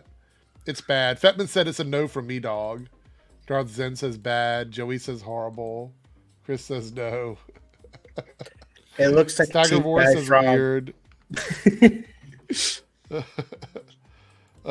Kids, what do you want? Grogu or a Venom frog? I wonder if that's the whole purpose. It's so they can sell a Venom frog toy. Oh, you might be right. It's like I'm assuming it's only in the movie for like a moment. It's probably not even. Oh, probably that like 10 seconds most, like just a passing gag. Weird. Because I think he does it to a horse because he needs it to ride faster. Yeah. The Venom horse, not too bothered with. I think it's a little silly, but this one particularly looks weird to me. Like, no. I think it's just because he's trying to see what creatures he is compatible with. Well, I think the reason why is he ends up burning out stuff. Like, I think that was introduced in the first movie that he can't stay in a host this non-compatible for a long time. So I think you're right. I mean, he might be trying, but I mean, it's a frog. So, all right, moving on from that, we have found out that Henry Cavill will star in the live-action Voltron film for Amazon. I wish I knew what Voltron was. It's like Power Rangers. It's a bunch of characters that fight with a kaiju. That's basically what it is. And they join together to become a big Voltron. Yeah. Voltron is 3Dub. Okay, pay attention. Voltron is the defender of the universe. That's what you need to understand. Voltron comes together as a giant robot to defend the universe against giant monsters. So, do you get it now? Does it make sense? It's kind of like Beetleborgs. Yes, it's all these small ones that come together. But the thing about it is, what does this even mean? What role is he going to play in this? Because the team that pilots Voltron are all teenagers. Is he going to be like the king of the castle? Because Voltron comes out of a castle. So is he going to be the king of the castle? Is he the voice of Voltron? I don't know what this even means. Is he Zordon? But it says he will star, which presumably means he's the main player.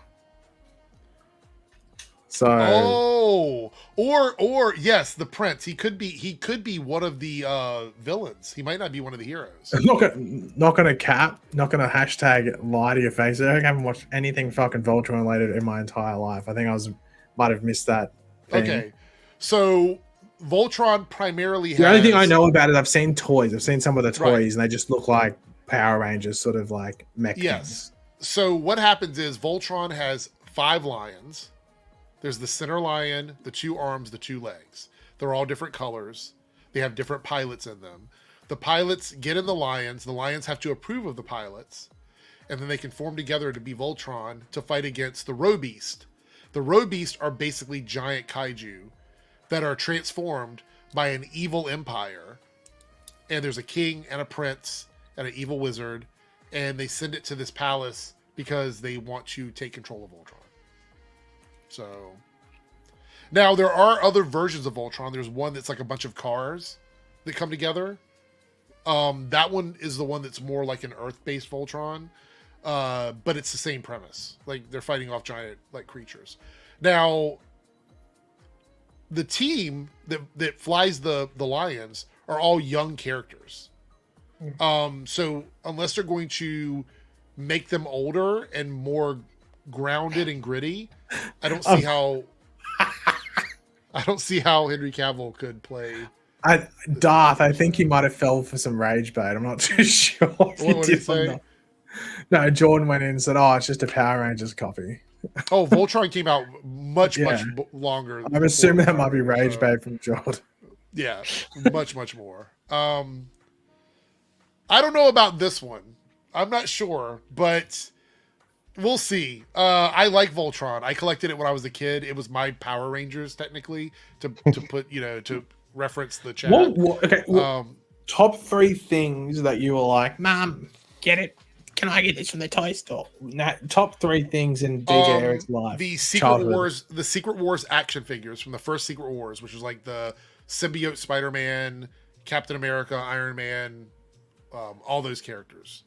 Kang the Conqueror, that was one.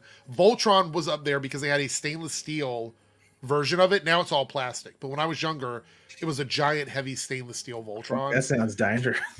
Well, I mean, when I was growing up, they put lead in like toys. Yeah, so and stuff like that as well. Yeah. So anyway, that was one of them.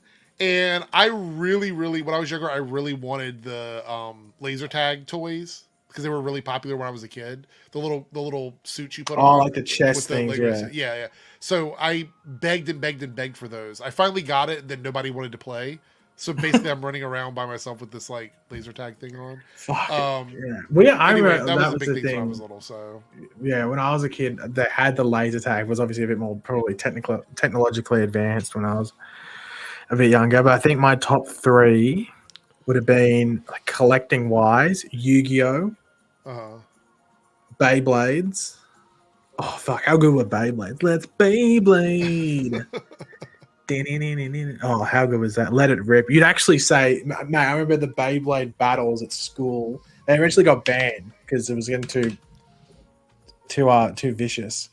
They didn't bag Yu-Gi-Oh cards, but then some dude stole like a bunch of Yu-Gi-Oh cards out of someone's bag, and then they banned them.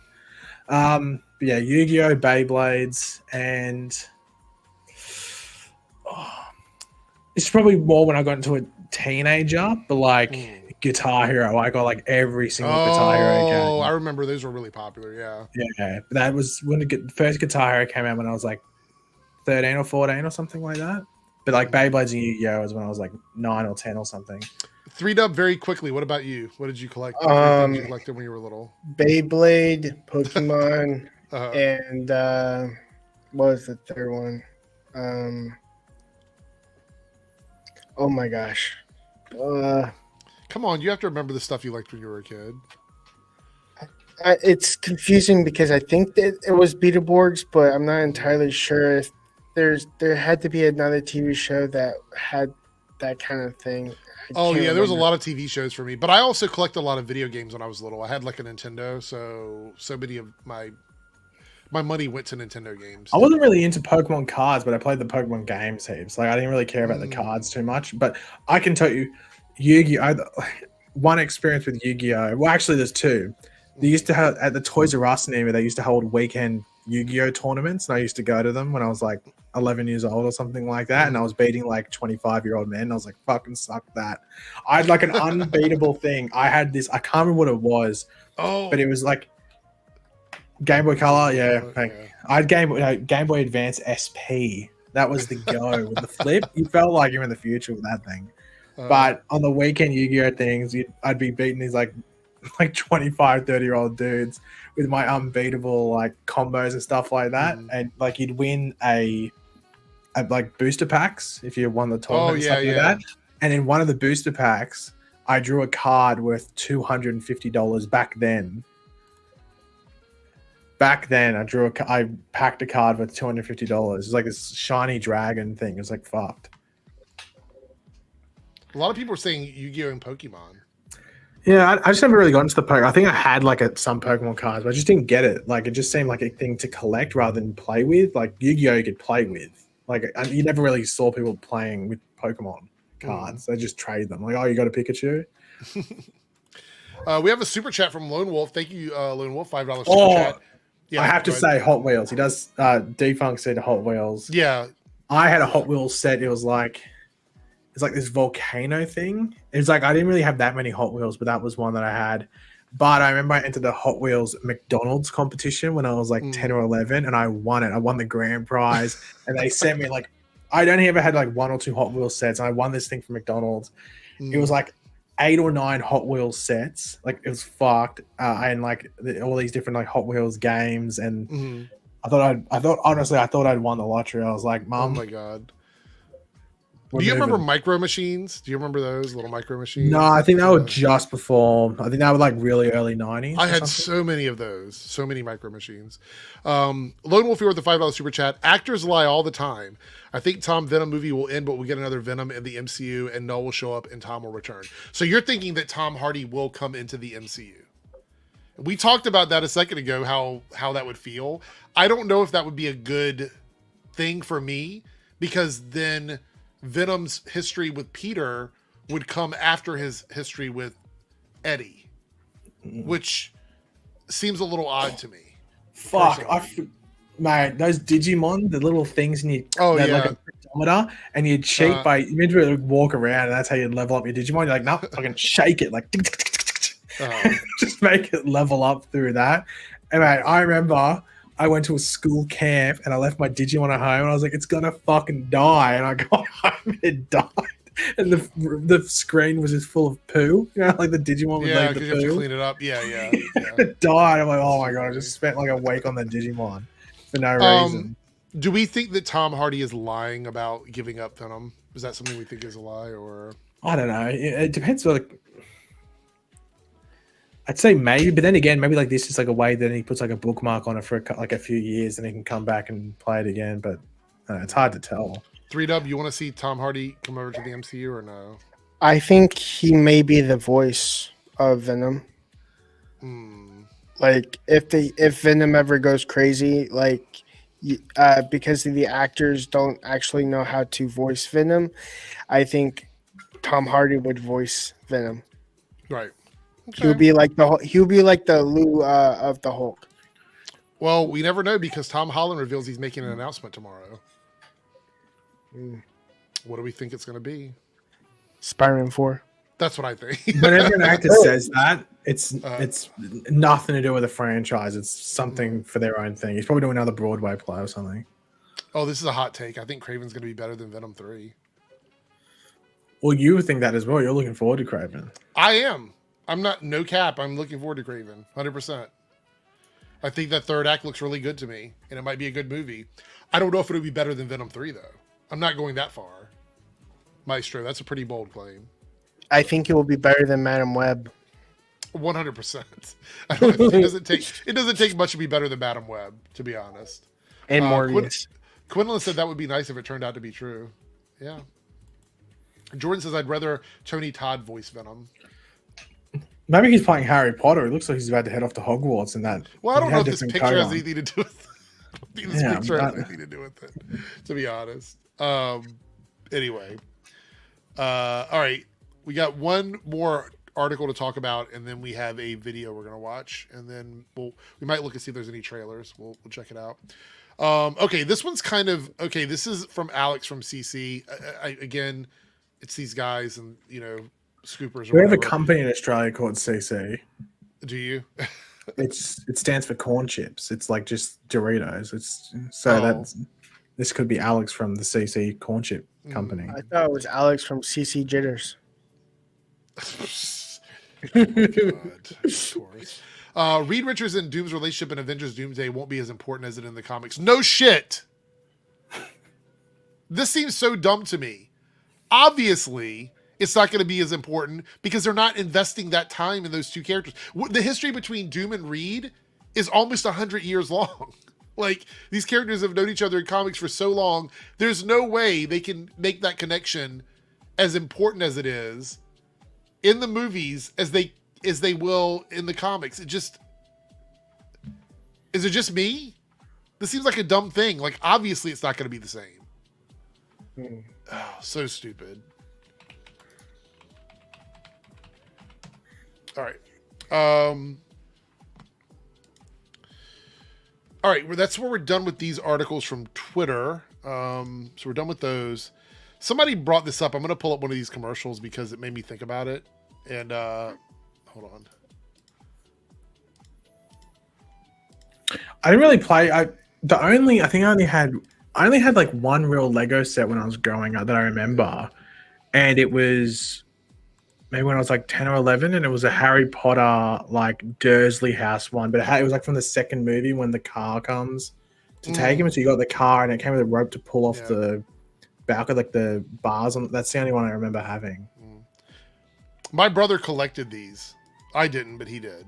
So anyway, I remember Zoids. They had a TV show and everything. Yeah, exactly. They were too expensive, I think, from memory. Here we go. They're really expensive, I think, because it was like models.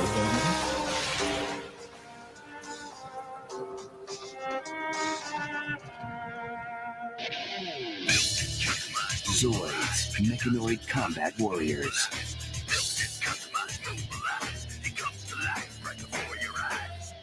Your skill puts them together. Mechanical precision brings them to life.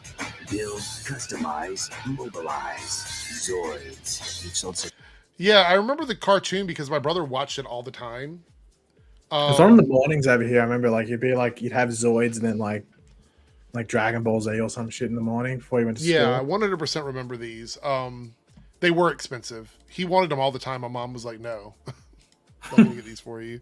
It's like, okay, cool. All right. We have a video here. Let me close these tabs. This is Brandon Routh talking about David Cornsweat. I thought this would be interesting to listen to. And this is from a movie premiere, I believe, or some movie festival. Here we go. What is your advice to David Cornsweat, the new Superman? Oh, I mean, I think it's too late for that now. They did it, and apparently did amazing. I'm really excited to see it. That question was asked to me before, and I think, here's the most important thing about Superman is, what does he mean to you, and what is his, there are many layers of the character of Superman. There's the character and presenting that on TV or film, and then there's something you don't experience until after you've been the guy and people have seen it and all that. And that's a whole other, you could call it a responsibility that exists, which I'm sure he's aware of, and James Gunn has made him aware of. And I haven't met him, but he seems like a sweet guy, and I know he'll do well with it. But that's the biggest thing. It's like, it can be a lifetime beautiful thing. And so, I know he'll embrace that and help Superman be like a guiding light and teacher that I think he is. What is your advice to David Carson? So he's being very nice about it. I mean, I didn't expect him to be like, F that guy. Never let him near Superman ever again. He seems a little erratic there, though. I was like, why does he keep looking off to the side and stuff? It's almost like he didn't want to talk about it. Are you serious? No, I thought he was like getting sidetracked by a bunch of people. No, he probably had his like publicist there. Oh, looking to see if he could talk about anything, like looking over to make sure he wasn't. Yeah, like probably just a publicist there who was maybe like pointing like where to go next and stuff like that, or how much time they had until they had to leave or something. That makes sense. Yeah. I look at him right now and I can see why he was selected to fill in for Christopher in the Superman Returns. Like, even when he puts on the suit, I mean, obviously the hair is longer, but he has so many features that look like Christopher Reeve that it's like, you know what I mean? Like, I know that's why they cast him in the first place, was not only was he did the screen test really well, but he actually resembles Christopher. I wish we could have seen more of him as Superman. I'm really glad that the Arrowverse gave him an opportunity to sort of wrap that story up a little bit and bring him back. Because that's another thing about the Arrowverse is, if you think about it, a lot of things that never had a proper resolution got a resolution from being part of those shows. And he was one of them. So I'm happy about that. I know a lot of people said they would like to see him come back as Superman. I don't think that's ever going to happen. But that's kind of funny that his wrap up is the entire Daily Planet gets bombed. Yes, that's true. That is true, 100%. All right, so let me. I'm going to look real quick and see if there's anybody in the chat before we go. We're going to wrap up here in a minute. Are there any trailers for anything? You didn't answer my question from before, Eric. I actually thought it was quite rude. You just moved on quickly. I asked you, do you have any songs that are stuck in your head lately? Well, we'll talk about that in a second. Oh, okay. Sorry. Naruto with the $2 super chat. Anyone remember? I think they're called Zoids. It's funny you put that super chat in as I was pulling the trailer up. Again, I think my brother collected those. I wish he would join us more often on here. I send him the link, and he's in our group chat all the time. He never jumps on here. I guess it's because I do it so late. But there's no excuse on Tuesdays. He could be here on Tuesdays if he wanted. So anyway, thank you for the super chat, Naruto. I do appreciate it. Okay, quickly here. Any thoughts on Penguin or Agatha episode this week? Did they talk about that earlier? We haven't talked about it. 3Dub, are you watching Agatha or no? No, not really. Okay, all right. Paige, I know you're watching it as well. Yeah, I watched it yesterday. Like, it must have been like shortly after the episode came out. It just fucking ended. I'm like, bro, what the fuck? This has only been going for like 20 odd minutes. Yeah. So the episode was the shortest one this season, I believe. It was only like 23 minutes with end credits or something. Without end credits, it was 23 minutes. I think it was one of the weaker episodes.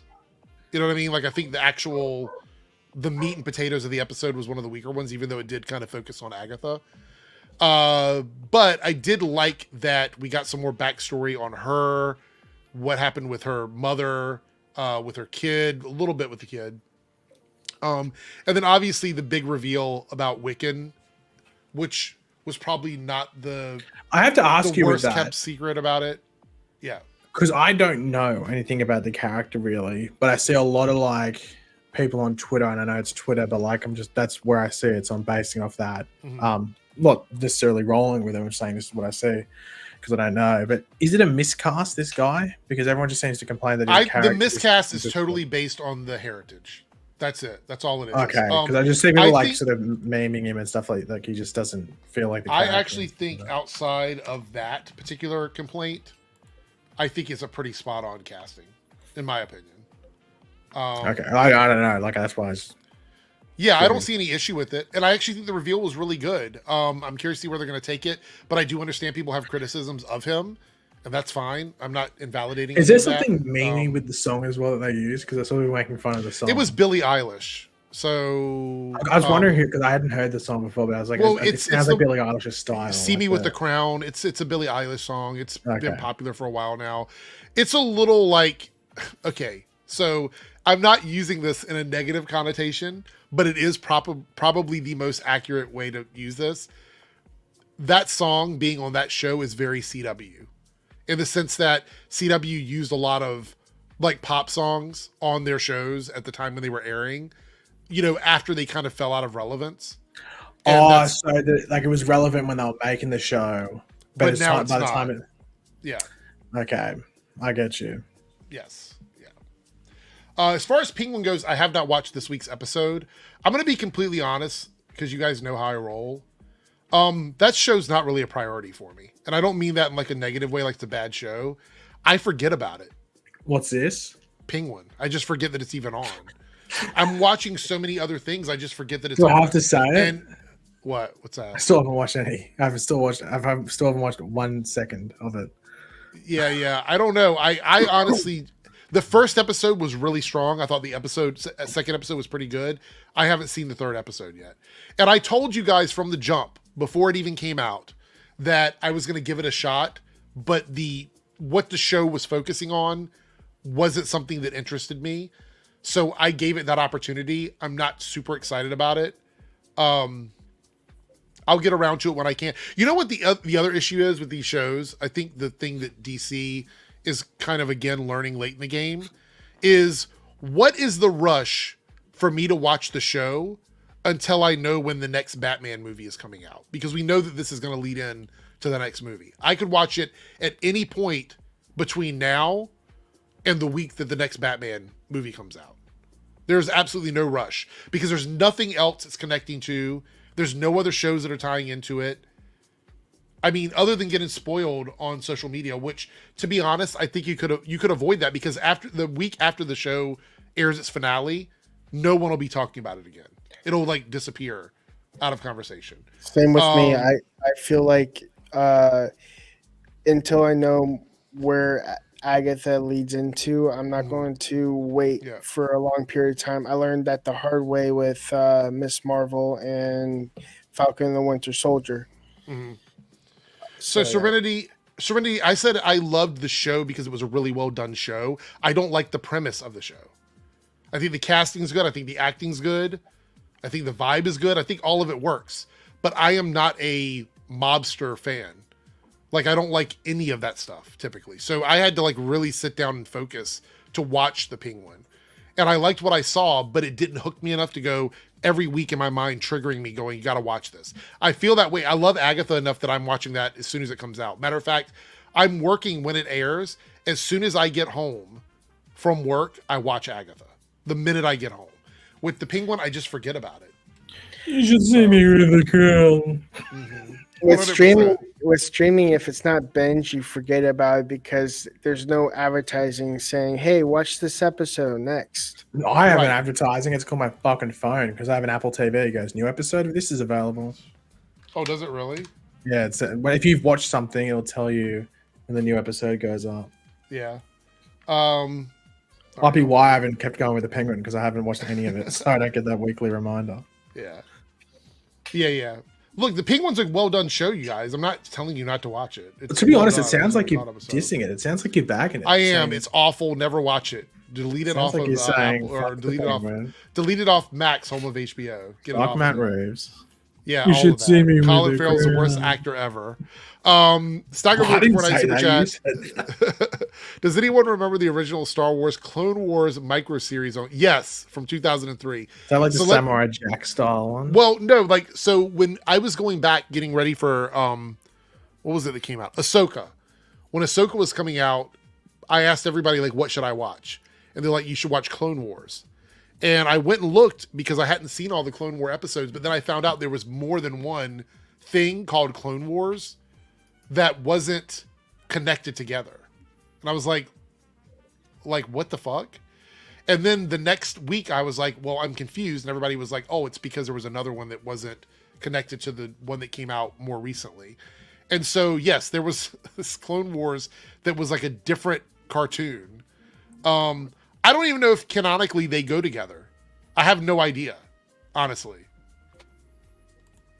Do they go together? Does anybody know? I don't know. I don't think so. I'm sure he could tell me. So yeah, that's weird. Jordan here with the $5 super chat. Thank you so much. Hey Eric, a bit random, but have you seen the Spider-Man Noir Nick Cage set photos? I think we looked at them, right? Unless there's new ones. Are there new ones out? Hold on. Let's see. Spider-Man Noir set photos. Are you talking about the ones that came out like a week ago? Let's see. The ones with him like crouching down. I think it was like the third or the fourth last week. With him, like, it's 2 weeks ago. Yeah. Okay, so I don't see any new ones. Yeah, we talked about them. I don't like that to me is very much like the Green Lantern series we talked about, where I'm not really totally sure why. Like, it's an older Spider-Man who doesn't wear the suit anymore. That's a detective. That's just doing detective stuff. It sounds like a money grab to me. I don't see any interest in that for me personally. I will give it a shot, just like I did with everything. I'll watch the first 2 or 3 episodes, but it doesn't grab me. It feels a bit like sort of like how the Penguin feels to me, but probably not as well done. And Nicolas Cage is one of those actors where he's in a lot of misses. Like, he's got a lot of hits, but he's also got a lot of misses too. Does that make any sense? Like, he's been in a lot of movies. Yeah, like it's rocks and diamonds. Like, you don't really know what you're gonna get. It reminds me of Madam Web without webs. Yeah, actually, I don't know. That's what I was going to ask, Eric. Have you seen that America, the United States, man, finally launched the Chicken Big Mac? Yes, I did see it. It's been in Australia for about 5 years, but they decided. You mentioned that. You told me that. Yeah, you were saying that it's been. Apparently, it's been in other countries as well, but that was until I heard the thing that apparently they just bring all the new stuff out in Australia first and New Zealand. You guys are the test subject. It must be because our consumerism in regards to what people usually like vibe with and not is very similar to America and some of the larger countries as well. So it's a less of a risk to test it down here. And then also, it's something like that. And also I think like advertising wise and stuff like that. It must be how... Oh, go ahead. And I was going to say, though, we only recently just got the Grimace Shake. And it's really cringy, incredibly cringy, because people are trying to recreate the memes from, like, a year or two ago. Yeah. It's just like, please don't. Like, people are, like, I've seen, like, multiple TikTok videos where they got, like, 50 likes or something like that. And they're sprawled out in a child's playground with Grimace Shake all over them in their underwear. And, like, not the way to go. Right.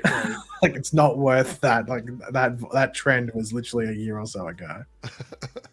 I don't think it's thanks to Kai Cenat. I think they just needed someone to launch it with, so people will go try it and they go, "Well, I'm going to get the Kai Cenat meal, man," or whatever it is. You know, that's what they do. So I'm surprised they just didn't launch it anyway. But it's just a McChicken. It's just McChicken patties. Yeah. Like, I thought it was different as well when I went to have it. In the old times when it first came out, I was like, this is just McChicken on a Big Mac. You can do that yourself. They've done that a year ago in America. You just swap out the patties for McChicken patties. It's just that. Right. I don't know. Maybe go try it, Eric. Maybe food review next week. Chicken Big Mac. Eric reviews. Maybe that should be a weekly thing. No. Like, you could have had the Venom jizz if you lived over here, but unfortunately not. So maybe the next best thing is Chicken Big Mac. I don't think it is. I don't think so. 3Dub, what were you gonna say? It must be Halloween season because we finally got like a purple Whopper. Jeez. No, I saw that. It's just like Addams Family or Wednesday thing. Then they've changed onion rings to thing rings, but it's just there's nothing new. They just colored the burger buns. I almost buy it too. I was like, "What? This? Nope, never mind." Yeah, hold on. I'll show you guys a picture here. Anybody in the chat that doesn't know what it is. It's called the Addams Family meal or something. Yeah, it's like thing rings, but they're just onion rings. There's nothing new. I must say, I do like Burger King onion rings. They're like the only onion rings that I actually prefer their onion rings over the fries, to be honest. I don't know what it is, but they taste pretty good. Let's see. Break that out. There they go. Actually, I did see that. The Wendy's has the Krabby Patty thing. We don't have Wendy's in Australia. Oh, God. I've heard that's bad, though. I've heard. Is it? Is that because it's Wendy's though? It's ours. Well, no. I've heard it's bad because they it's just their regular meals. There's nothing really special about it. Oh, that's what it was. They're churro things. Like I saw like a picture of them on Twitter, and I was like, "What are those things?" Churros. Yeah. Yeah, and it has chocolate sauce. Oh wait! It's got Morticia's chocolate shake. Yeah, I saw the shake. This. And it has like crumbly bits on top or something like that. This looks so good. And yeah, Fetman says it's a scam. It's just a Dave single with Thousand Island sauce. Yeah, so basically it's like Big Mac sauce on a Wendy's burger, and they call it a Krabby Patty. Yeah. Well, they do have a pineapple frosty to go with it, but yeah, I don't know.